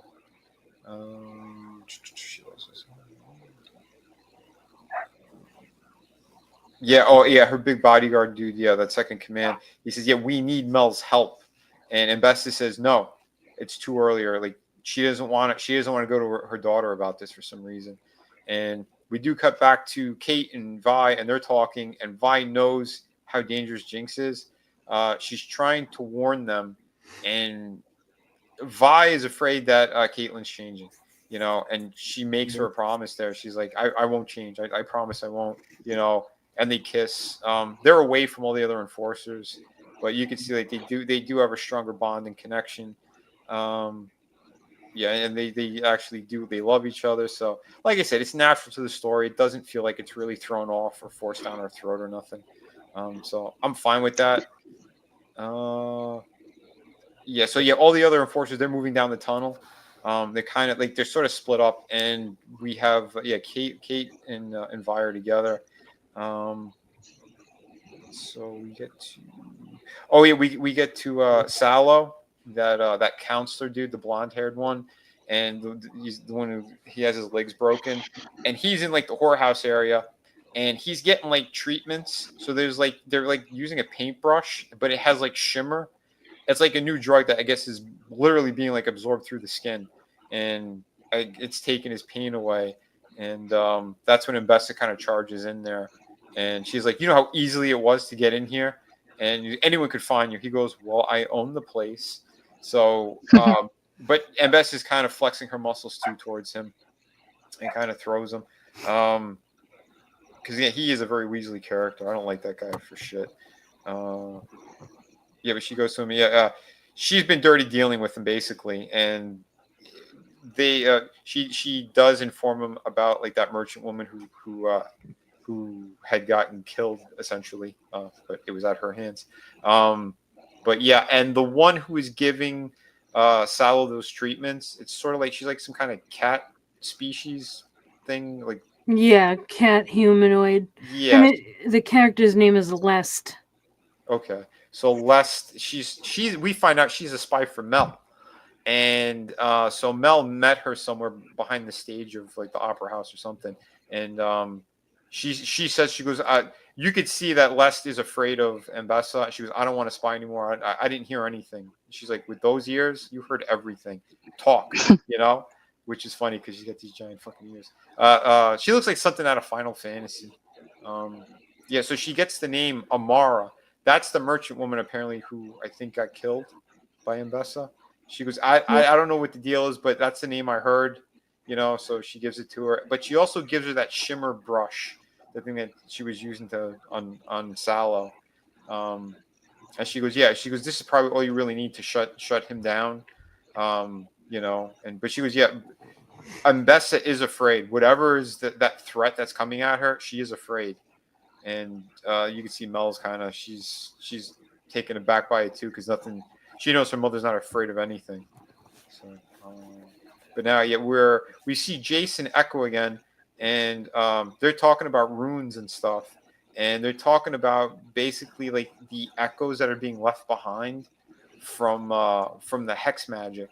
They're almost like markers, It's like wherever they're kind of being used in this area, there's some kind of like Heimerdinger saw like on the plant and whatnot, stuff like that. So it's whatever this is it could affect them in a bigger way, and they're trying to figure out what the hell it is. And every time it's used, it's sort of it's leaving something behind now.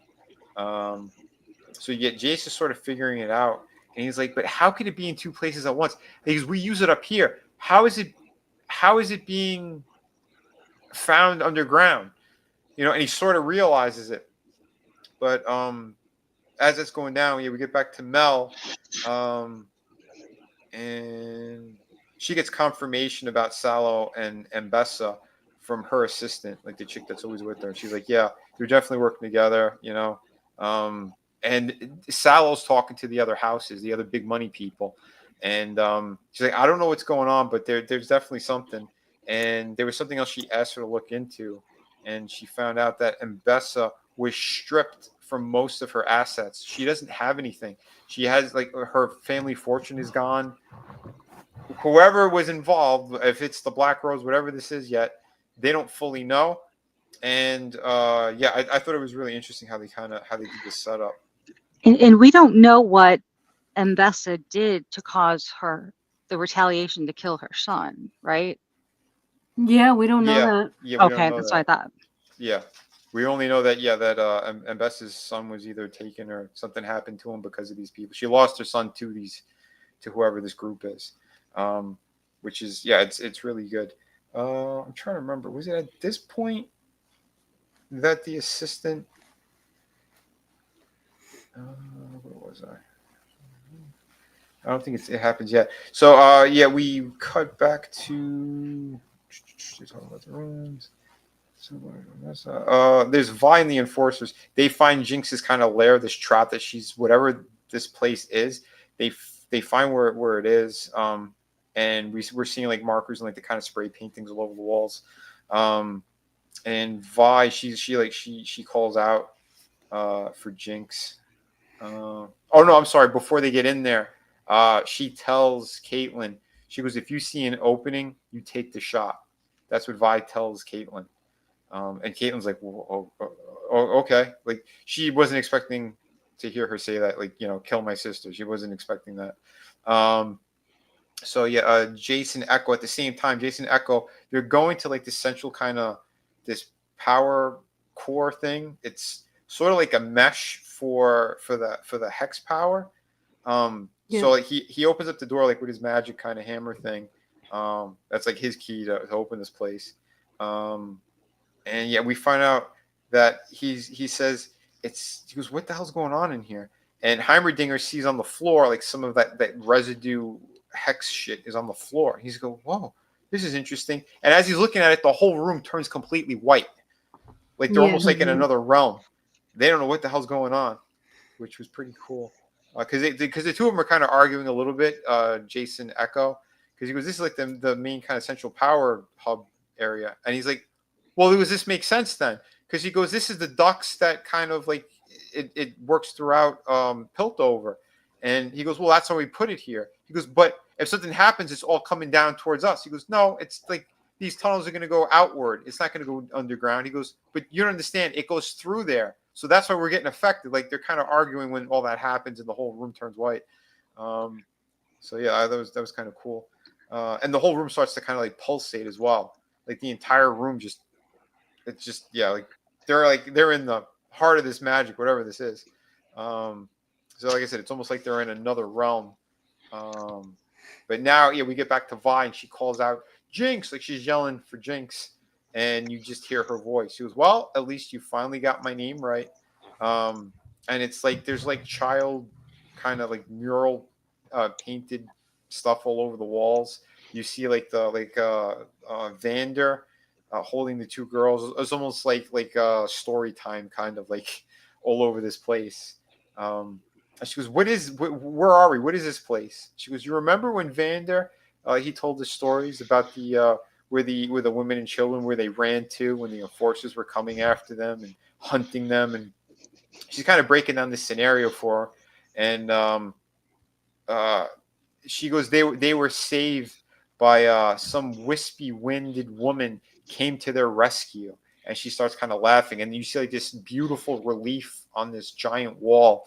It's almost looks like sort of like an angel-ish kind of figure, what they're talking about, which I think is I believe it's the Kiraman thing, because we find out at the end of the sequence kind of why we're actually there, why she set her trap there, basically. So which I thought was pretty cool. And she goes, I never thought my sister would have turned blue belly. Like, she's so disgusted that Vi is one of them. You know, and she goes, I never thought my sister would have orphaned kids. You know, and Jinx starts laughing. She goes, why not? She goes, I've done it to myself, you know, because again, we could see how messed up Jinx is. Like, you know, she is responsible for being alone. She goes, yeah. He goes, but you helped poison the air. She goes, wow, I never would have thought. I would have never taken you for that. And Vi's like, I'm not taking the blame for this anymore. I'm sick of this, because yeah, essentially Jinx is right. Vi is working with the enforcers and with Caitlyn, and they have been poisoning the underground.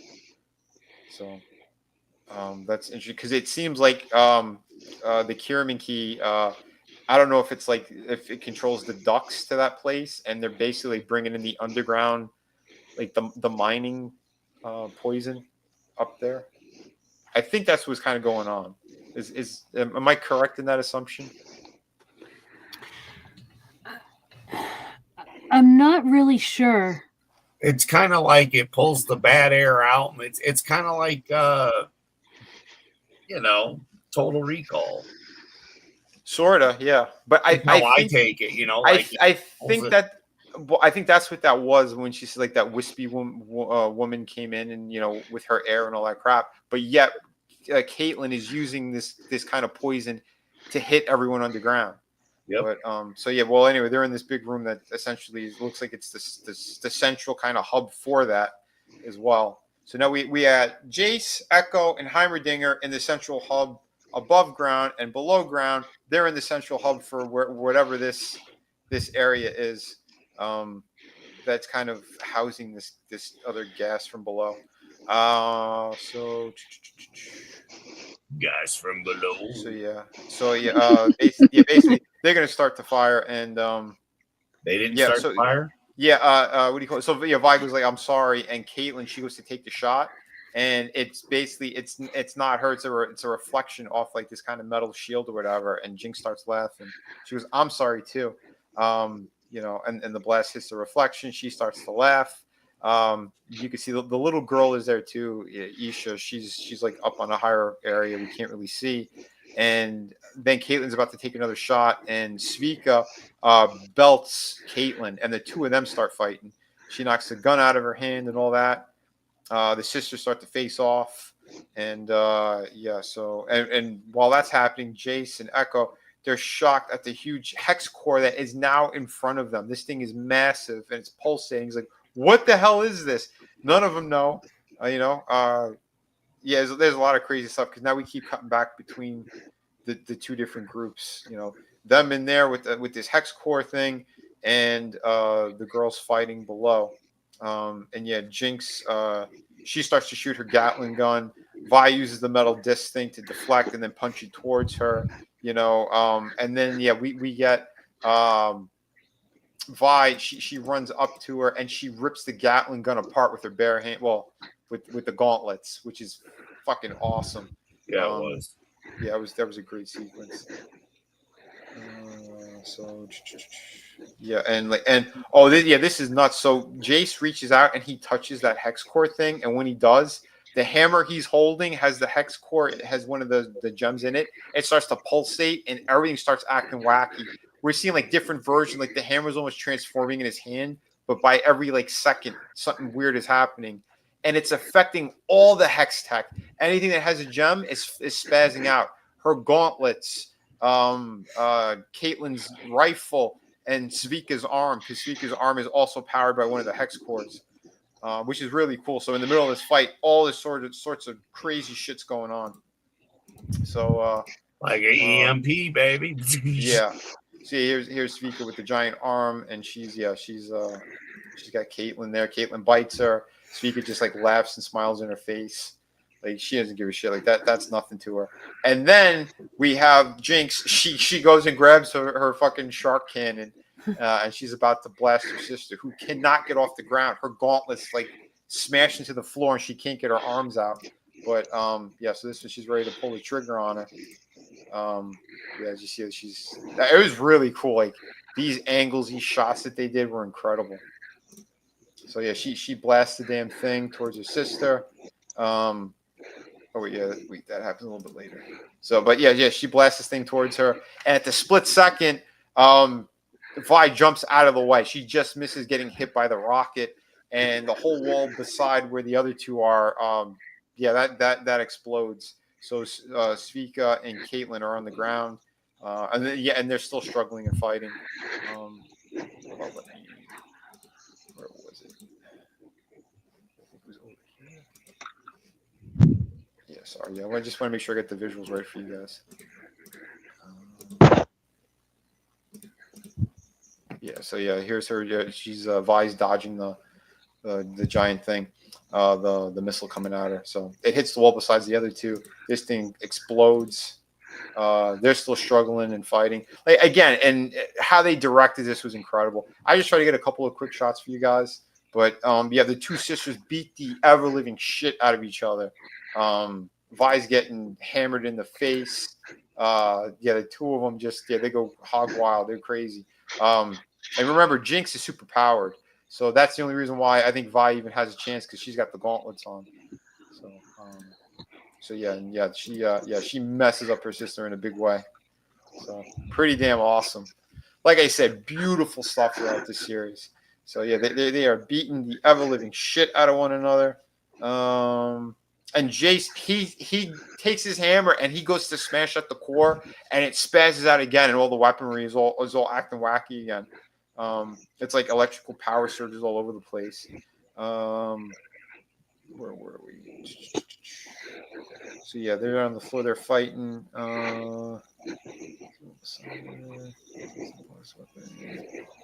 Sorry. The fight was great. Oh, it was amazing. But and the other ones, there's like a trippy sequence happening. So we're seeing like multiple versions of Jace. You know, like if you got a couple of mirrors set up, or like in a barber shop and you walk past and you see like there's a whole bunch of you like going into like perspective. Yeah, like in like holding up two mirrors, it kind of like looks like infinity. Yeah, and we're seeing that like really multiple versions of them, and the two of them, and they all start to split. We're seeing like it almost looks like their bodies are turning into, but it's just a visual kind of effect what you're doing. Like it almost like their atoms are splitting, kind of. Yeah. It's crazy. It's a trippy sequence, but the other one, she's firing her shark cannon before they have this big fight sequence. You know, the other one sets off booby traps. There's explosions happening, but yeah, she loses the shark cannon. Because like it explodes when Jace hits the hex core with the hammer, and we see like the gem is rolling on the floor like away from him, and that's when the two of them start fighting like this and beating the shit out of one another, which is pretty awesome. She knees her in the face. She gets her licks in there too. She punches Jinx in the gut. And again, it's like, oh, she's a little thing, but no, don't forget she's got that super serum shit in her. She knocks her through a wall. I'm gonna knock you through that fucking wall, and she does. So yeah, and she's still again fighting like crazy. The two of them are just awesome sequence. And in the middle of that, Caitlyn gets up and she's stumbling, and she fires, she shoots, and she does clip Jinx. She shoots her middle finger right off, it was pretty great, pretty cool. So knocks her on her ass. She's like distracted by it, and that's when Vi gets the upper hand. And she's on top of her, strangling her and ready to smash her face in. Jinx is. She goes, I'm happy it's you. She goes, go on, do it. She wants to be taken out, and that's when Isha, she runs and grabs Jinx's gun, and she gets in between them. She runs in there to shield Jinx as Caitlyn's about to take another shot. She's like, yeah, do it. Take me out. And then, boom, she runs in between, points the gun at Vi, and she's not even looking. She's scared, but she wants to save Jinx because Jinx saved her. And she's got this connection with her. And Jinx is like, what the hell are you doing, kid? And she's trying to pull her off, and she won't let go of her, which is great. It's the connection with the characters is a pretty powerful scene. It's almost like Isha becomes Powder before Powder became Jinx. Yes. That's it's almost exact. It's great. But it's like she's more ballsy than her too, in a way. We get the gun actually gets shot out of Isha's hand. Caitlyn does take the shot, and she saves it, and it looks like Vi got shot in the face, but she didn't. She did it in the nick of time. But as she does, in the same motion, Isha just turns and completely shields Jinx, which is it's wild, because she's like, she doesn't care if she gets killed. She's going to make sure that Jinx is going to be all right. It's crazy how this girl's using her own body as a shield. And Vi's like, she tells Caitlyn, like, what are you doing? Like, she's just a kid. Don't. And Jinx won't let go. And the two sisters, they connect. You see them looking at each other's eyes, like they both know they went too far. Like, you could see it. Like, they both have that moment. You could see it. And Caitlyn does not give a shit. She goes to pull the trigger. And because the other one has her hand up, she had blocked it. She shielded the shot. And she's like, what the hell are you doing? And Caitlyn goes to take another shot. And, Vi's fast enough. And she, she grabs the rifle and points it down. Like, what happened? What are you doing? She's just a damn kid. And she goes, she's not getting away again. And again, Caitlyn's hellbent. She's just seeing red. And while this is going on, Svika gets up off the ground and she sets off a trap. And basically, she sets off an explosion in that place. And that giant kind of mural, that relief mural thing, like, it breaks and crumbles. And Jinx says, no, not like this. It's not what's supposed to happen. And she rolls over and shields the little girl as the whole place starts to like crumble. And you see this gust of wind and smoke and all this shit come flying out of this giant hole where the relief was, and it's blowing them all back. The two of them get blown out of the room. Svika, because she's got that arm, she's able to clamp down like on that altar that they were on, and she's basically like holding and shielding the other two so they don't get blown out of there either. And as that happens, the smoke hits all over the place and starts exploding all upward to the top side. And it's like chaos is going on up there now. The whole place is just, boom, blowing up, all different colors, paints, and all sorts of shit. And we're seeing like the underground kids and stuff, like kind of cheering it on.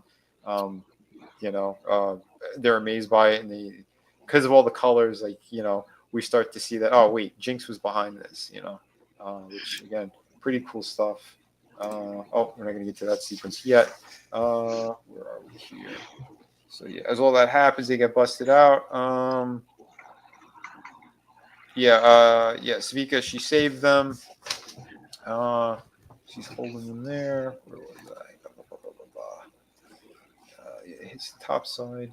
Yeah, because there were a couple of enforcers that were trying to rest up there too. Like, they were going through some shit down there. So they're their top side when all this stuff starts to blow. But yeah, so as we're seeing all the sequence of stuff going on, we see Mbessa, and she's got like a smirk on her face, like she loves that this chaos happened because she could use it to her advantage. Yeah, so as it's the street kids, they're all cheering and happy or whatever, and the debris is all kind of blown away underground. We see Caitlyn. She gets up off the ground, and now that the room they were in, it's blocked off because a big section just closed in front of it, and she's using her rifle to kind of bust back in, and she can't, and she's flipping out. And Caitlyn drops her gauntlets, and she's like, I'm sorry, Vi drops the gauntlet. She's like, what the hell are you doing? She's like, you stopped me. She goes, I shouldn't have had to stop you. That was just a kid. What the hell's wrong with you? You said you weren't going to change. You know, like you're acting just like my sister. You know, like you hate her so much you became her essentially. And Caitlyn wasn't she didn't like that, so she takes the butt of her gun and she hits Vi in the stomach with it and just turns her back and walks away from her. And Vi's on the floor, devastated and crying on the floor. Like she wasn't that heartbroken having that fight with her sister, like she almost had to off her sister. But at the same time, you see the humanity in both sisters when that kid got in between them. And that's the difference. Caitlyn isn't seeing any humanity. She just wants blood. She wants vengeance. And that's what is kind of like, you know, left Vi broken on the floor. Like she can't believe it. So yeah, so we're seeing like the city's it's all covered in paint and everything. And now we're back to Mel and the assistant. And the assistant starts to spaz out and she's like gurgling and like twitching.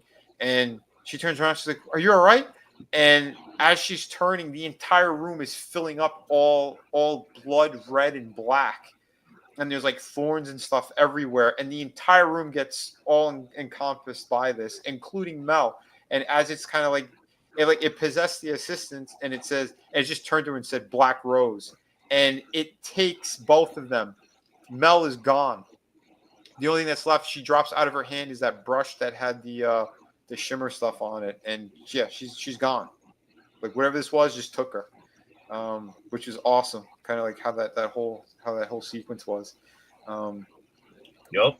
Pretty awesome. So now so how you guys see how colorful this is now, just that shot is just black, red, just fades to dark. Really cool. Like I said, I was trying to grab as many shots as I could, but there's a few I missed because but I'll try to get more for the next one. So where are we here? So, it looks like a happy place with colorful bushes.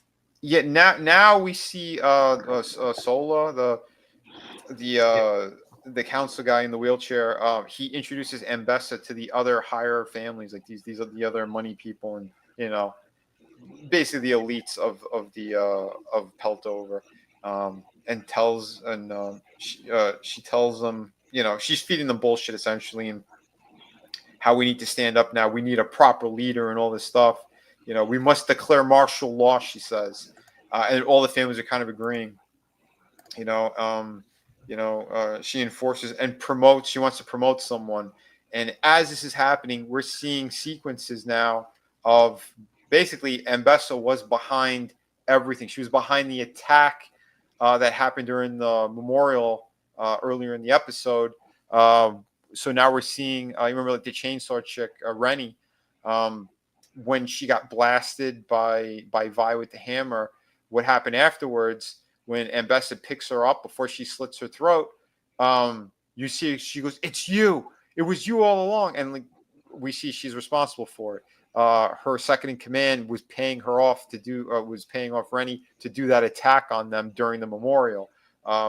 You could see it's her hand that is in charge, was controlling them from the shadows essentially, and then she took them out because they were no longer useful. But as she's saying that we need martial law and we need someone who knows both sides, who knows how to the power of this city, and who's upper class, but also is someone who's strong to lead. And she doesn't promote herself; she promotes Caitlyn. And Caitlyn's in shock. She's standing like, "What?" And Mbessa, they're what do you call it? Mbessa's guard puts his hand on the shoulder of the guy in the wheelchair, the counselor in the wheelchair, and like, don't say a fucking word. Like you're gonna comply. And he's like looking up at him, scared. She's like, because he had no idea Caitlyn was about to be the one being endorsed to lead this revolution now, and with the martial law and all that, and to basically take charge of Peltover. So it was really cool. It was a big power trip, and she's like, "What?" And they're all hitting their chest with their hand, and they're all like, cheering on Caitlyn, and she's walking over, still confused, like, "What?"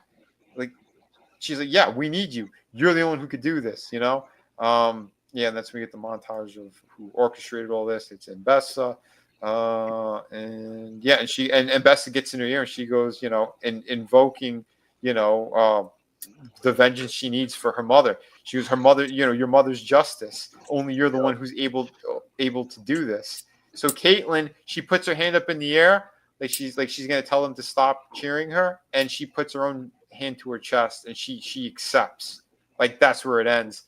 So like Caitlyn is now the one in charge, which is amazing, and she's there with martial law now, thanks to good old Mbessa.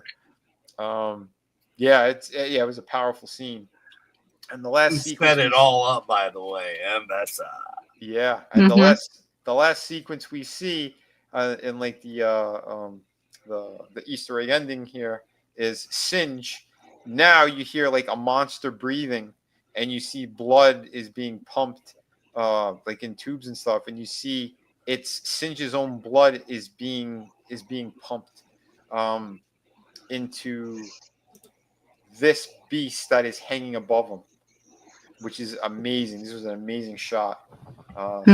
He's got like a hose that's like all attached, and like some of it's going into him, and you can see like all the experimentation. We don't know what the hell this is yet, but it is massive. Very cool. And this thing's just hanging above him like that. So. And the legs to me are given like a werewolf kind of vibe. Yeah, I'm telling you, this is so good. Adam and I know, because we watched the whole thing already, but that's just it. Without ruining anything, this is what you see, and we seen him kill a double wolf, and it's like you saw hearts beating, and they're making something. We just don't know what it is. Not they, he. It's because you got that thing there with other pieces. I mean, there's a bunch of other pieces making this thing. When I say they, I didn't mean more than him. Oh yeah. Because there's so many pieces, we don't know they, them, who, what, where. It's just all kinds of different shit that we've seen them throughout from season 1 to now.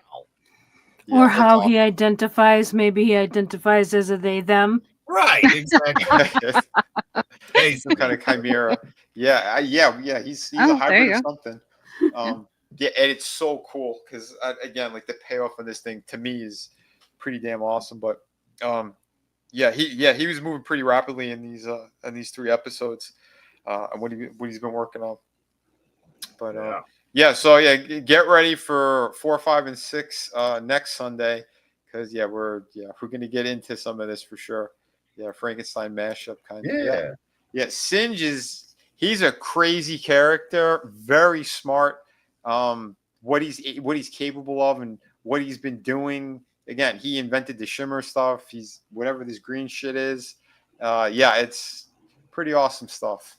So, what did you guys think?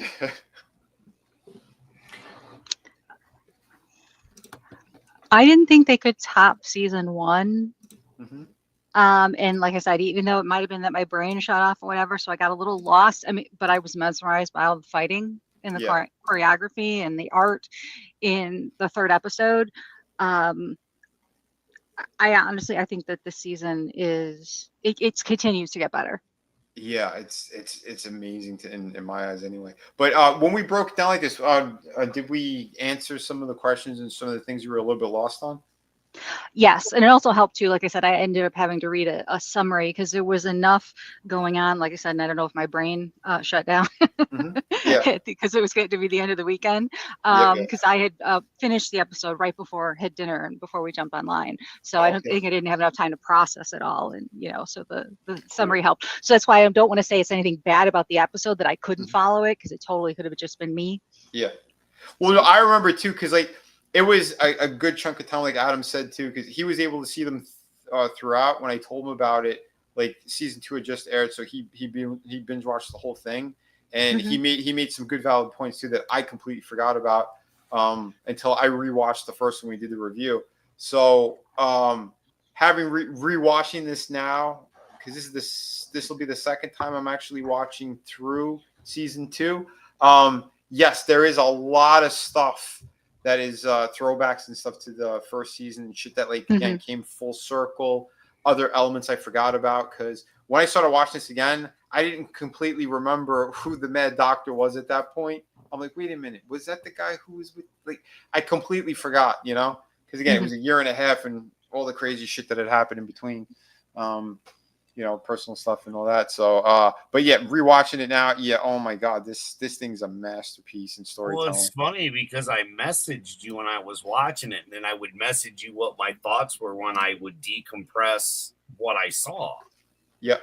Because I'd take a couple minutes in between and stuff, and and it was one of those where when I would message it, I'd be like, da da da da da da. Oh, this would be cool if it ends up being this. Yep. And again, I'm not giving anything away. I'm just, what I'm saying. The ladies don't. I apologize, but when we get there, I'll let you know. Yeah. But no, I mean, it's one of those. It was really cool because to Vinny's point, I'd message him and he'd be like, "Oh yeah, that's right," or we watch and rewatch and go over the first one, and he'd message me back about and doing the same thing. And it's just when you're able to geek out over something and it's good on top of it, and you really don't have to do anything but just watch. Exactly. Yeah, there's a cool piece of concept artwork that I saw somewhere. Oh, that is neat. I like that. Like I said, they got a lot of great stuff, and again, the whole world that they built is to me, it's gorgeous. It's almost got steampunk vibes, Victorian stuff, the underground stuff, punk, rock. There's so much crazy eclectic stuff, but it seems to all work. You can't place a time frame. Well, yeah, because it's a total fantasy realm, right? Exactly. As it should be, though. That's what I mean. Yep. You don't need to. There's a little bit of everything in there. Oh yeah, little absolutely. Punk, little blues, Good pop. stuff. Good stuff. Yeah. Great balance. So, yeah. Well, and again, this season, to Tina's point, it picks up, but also pays homage to season 1, the way that the story continues, but's the same, but adds more to. Yeah. It's just insane. And again, I say this before, and it might have sounded crazy, but then when you're watching the way that you see how the story goes and how relevant the first season is to the second season. Oh, yeah. Yeah. If you're just jumping into season 2, that's a massive mistake. Go back and watch the first one. Yeah. And I mean, I was lucky enough, again, Vinny mentioned it to me. Season 2 it just aired and everything, so I was able to just watch it all at once, and it's one of those that it had me from the beginning, just the opening. I'm like, okay, what is going on? I wanted to learn more just from the couple of minutes of that opening. Yep. How this opened. It had the same draw to me. What I really love too, because earlier I was talking to somebody who he plays the games, or he's played some of it, and I mentioned a couple of characters, and he's like, oh yeah, he goes, it's interesting because some of these characters, they weren't that relevant in the game, but in the show, they're really good, or and I mentioned someone, and he goes, oh yeah, but I could see he had no idea what's about to happen, and I was like, oh good, so there's still a ton of surprises even for people who had played the game, or they think they know the full lore. What they do in here and the story elements and what they do with some of these characters is incredible. Yeah. Because he was telling me about the Singe character, and in the game, he's a pain in the ass. He'll pop up, he'll do crazy shit, he'll poison you, he'll run off. He's one of the fastest players in the game, and it's but he's a weasel character. But he is this Mad Doctor who experiments on other characters.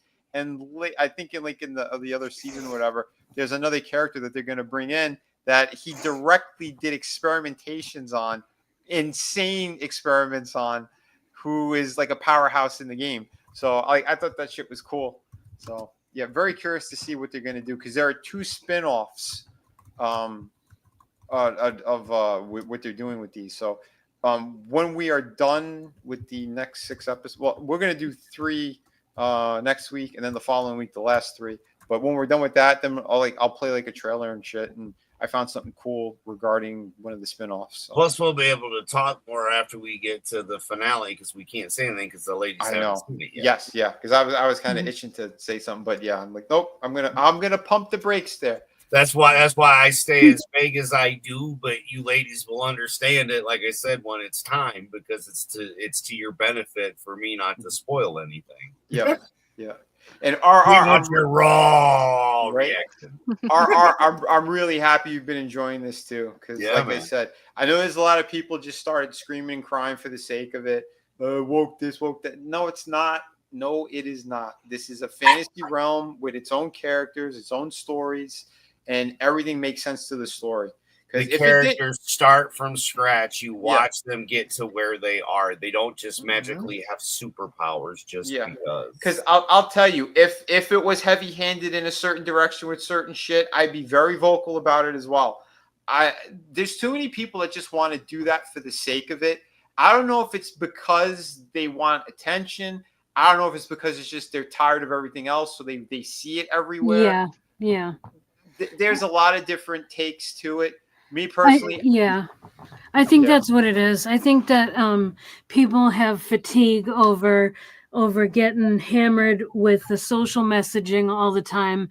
That anytime that they even like get a whiff of it, even if it's like not even really there, they still see it because it's kind of like a PTSD type reaction. Yeah. And crazy. I get that. I really do. I get that.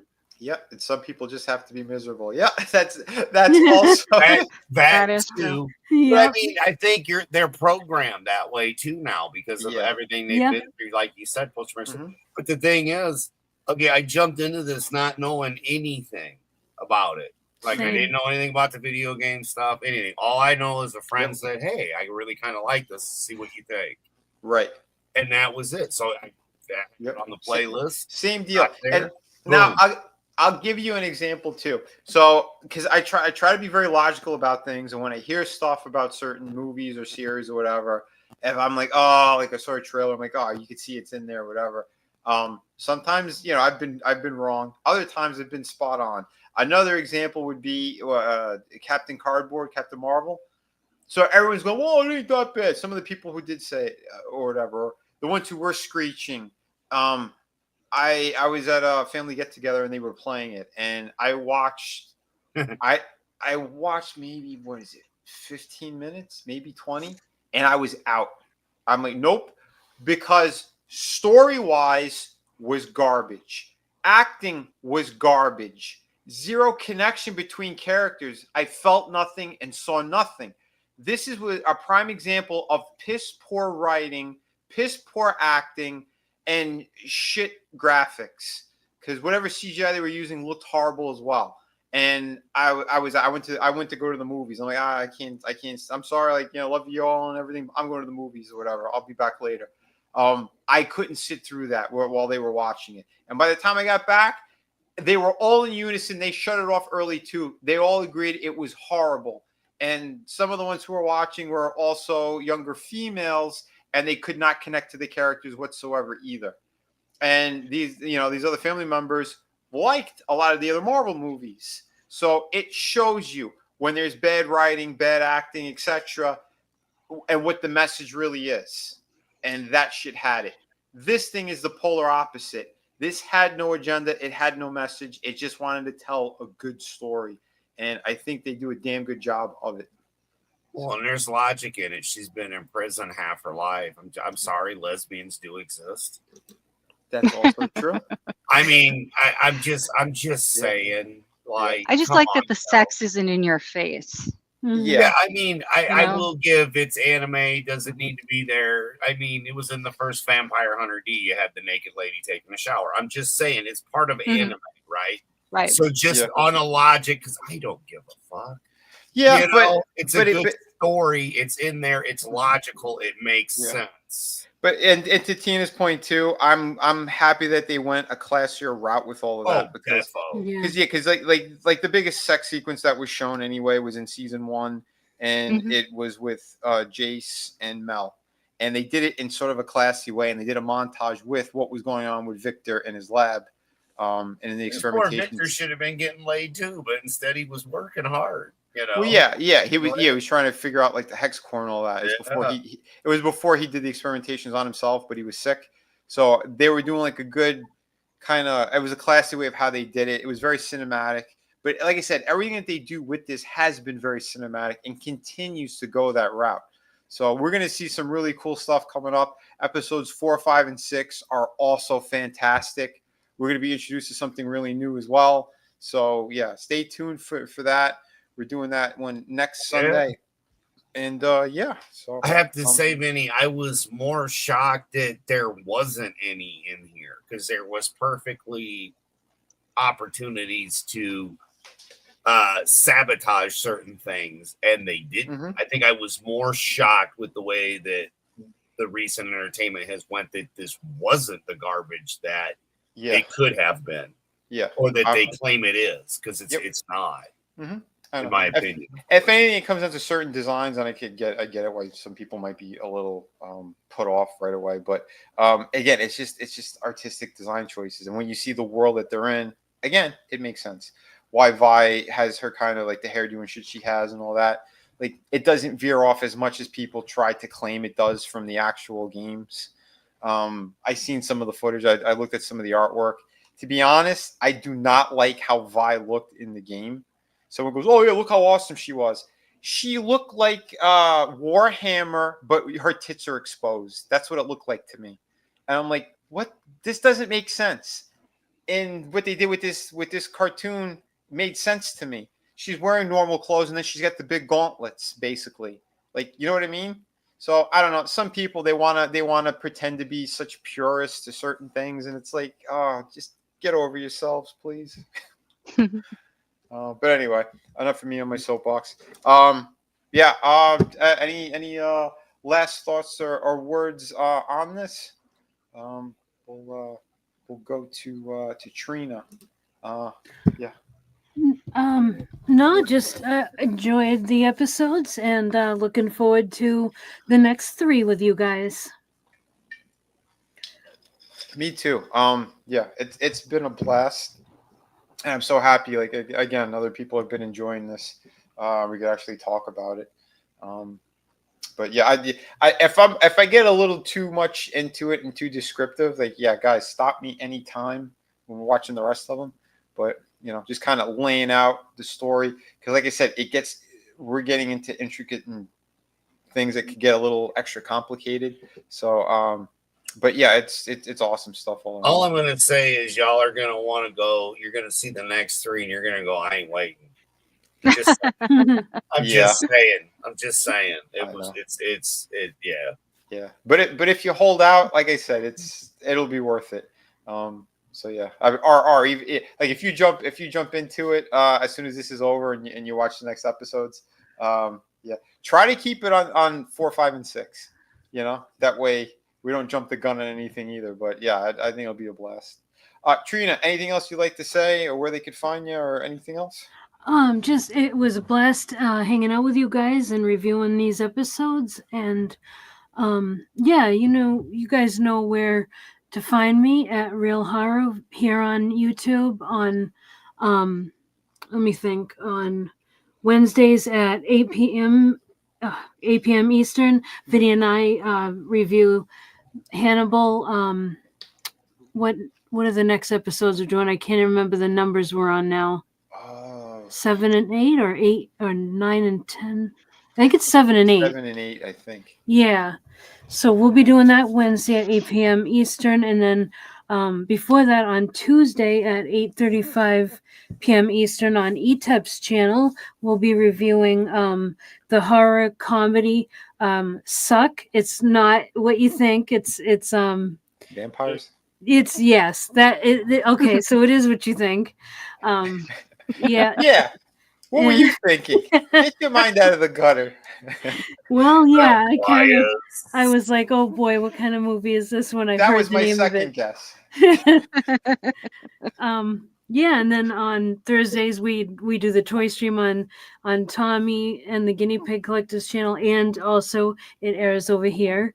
And then Sunday we'll be back doing this. So yeah, it's gonna be a great week. Awesome. Absolutely. Trina, thank you so much.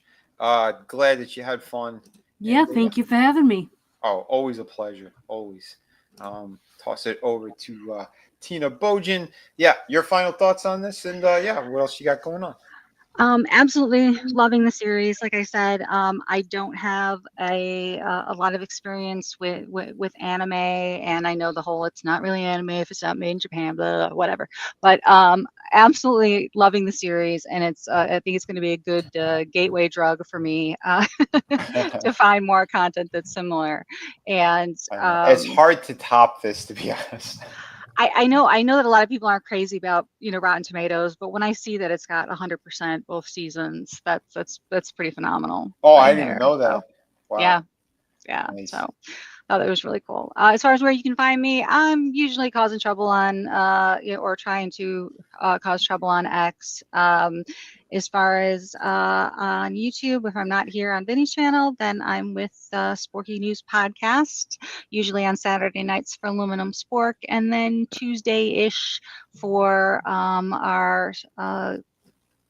our Game of Thrones type fantasy shows. So we're looking to find something to kind of fill our time until the next season of House of the Dragon comes out, or into we're lucky one day that George R.R. Martin will finish the last two books in his series, because we got to find out how it ends, because it can't be worse than the TV show. It just can't. I saw in passing somewhere, someone had just printed a book or a novel themselves, and in the opening it says dedicated to George R.R. Martin. See, look how easy it is. That was the inscription. I was like, holy shit. Oh yeah. I mean, there's been lots of things where people have like fed a whole bunch of the Game of Thrones Song of Ice and Fire books into AI and had it spit out a final book or two. And I've also watched other channels that have kind of they assumed that the TV show was canon up until getting rid of like an alternate last season. And I've just seen some absolutely amazing things happen with these characters. So, one can only hope that, we or he will live long enough to see the end of the story. I mean, yeah, I was still enjoying it, even when most people were crying. And yes, there was a lot of mistakes, especially in the series itself. But like overall, yeah, even House of the Dragon, there's a lot of good stuff. Oh, absolutely. And the cast is incredibly talented. And even if the writing sucks or doesn't follow, the book, especially with House of the Dragon, you can't deny the fact that the actors do an amazing job with what they have. So yeah, they really do. Oh, by the way, yeah, RR, yeah, I won't jump the shark cannon. Okay, cool. He'll watch 4, 5, and 6 this week, and then yeah. All right, awesome. Very cool. Tina, thank you so much again. So happy you guys have been enjoying it, and yeah, and happy that your husband's cheering you on now for watching it finally. Absolutely. Because I can imagine he's like, how come you didn't watch it? So, you watch anything with me. And I'm like, okay, fine. I'll try. I'll try harder next time. Watch it with me. Yeah, right. Exactly. Yeah, Tina. I've has your husband and the guys have they been enjoying it? Have they been watching it too? They've really enjoyed it. One of my sons has finished it. The other one only finished season 1. So so I want to see if I can get him to take a break. He's the one that studies and works too hard. So that's why it's great that they live together, because one needs a push to do homework and the other one needs a push to take a break. So they kind of balance off each other really well. Yeah, oh, for sure. Absolutely. Because those breaks are needed. And Trina, what about you and your guys? No, funny enough, my sons have played the game a lot actually, but they didn't watch the series. They're not really TV watches. They're take Oh, wow. after me in that regard. When I was young, I never really watched TV much. Mhm. So no, they really no, they're not checking it out. And I asked them if they wanted to check them out with me, and no, they're just not really interested. Oh, wow. And my husband watches kind of passively as I'm watching. Okay. Yeah, but no, it's mostly just me getting into it. All right. Well, either way, I'm glad everyone has been enjoying it and having a good time. Adam, my friend, again, I know you love this, but anything else you'd like to add, and anything else you'd like to say before we get going? Yeah, nah, man. I mean, it's we pretty much covered it. I mean, I don't know this. Oh, it's Japanese to be animated. I don't know. They were cartoons. It's a cartoon. It's drawn. Yeah, It's whatever animated, term. it's It moved. it doesn't matter to me either. Yeah, It's yeah. cool. I like Yeah. it. Exactly. But no, I mean, there was like again, I'm coming into this knowing nothing about it, and from the beginning was hooked. I like how this season begins. It hooks you again, just like to me episode 1, season 1 did, and it just again they mirror each other and in a good way, and it just rebuilds the tale of civilization, if you will, from generation to generation to generation. Yep. If you think about it, so and there's just story. You want to make it be something that's not there, it's going to be there. But I'm telling you, there's just a basic story here, Yep. and you can see it play through, and it's nice to see a second season that doesn't suck. Yeah. Finally, I agree, man. It's very nice and very refreshing to see it adds something. to the first season. It takes nothing away from it. It Yeah. only adds to it. And from here, like if you're hooked by the first 3 episodes, then you're going to enjoy what the ride that, buckle up, Buttercup, because this ride's going to go for another 6 episodes, and it's a lot of fun. Oh, absolutely. And again, I like how the episodes aired. I like how the way the story's gone. I like how it stops right here where we find out who the villain from within is, because again, we knew who it was last season right away, who was the sheriff. So yeah, and here we see who it is in this season right from the get-go. And she didn't want her mother there at all. And again, she said that Chase was the only thing worthwhile there to invest in. Mm-hmm. So again, very Game of Thrones. Now here's the mother, and she's very upset. She told her mother to leave him alone. Yeah, I'll definitely say that as well, man. Yeah, we're seeing more of that kind of Game of Thrones kind of power dynamic happen for on what is it, Peltover top side. So really cool shit all around. I want to attempt to play a piece of this, so I'm going to close out YouTube first, and then because they're the ones that really hit for this sort of thing. Rumble doesn't really give a shit, neither does X. So yeah, for those if you're watching on X or Rumble, yeah, we're gonna say goodbye to YouTube right now, but we'll keep the other one up for a minute. Because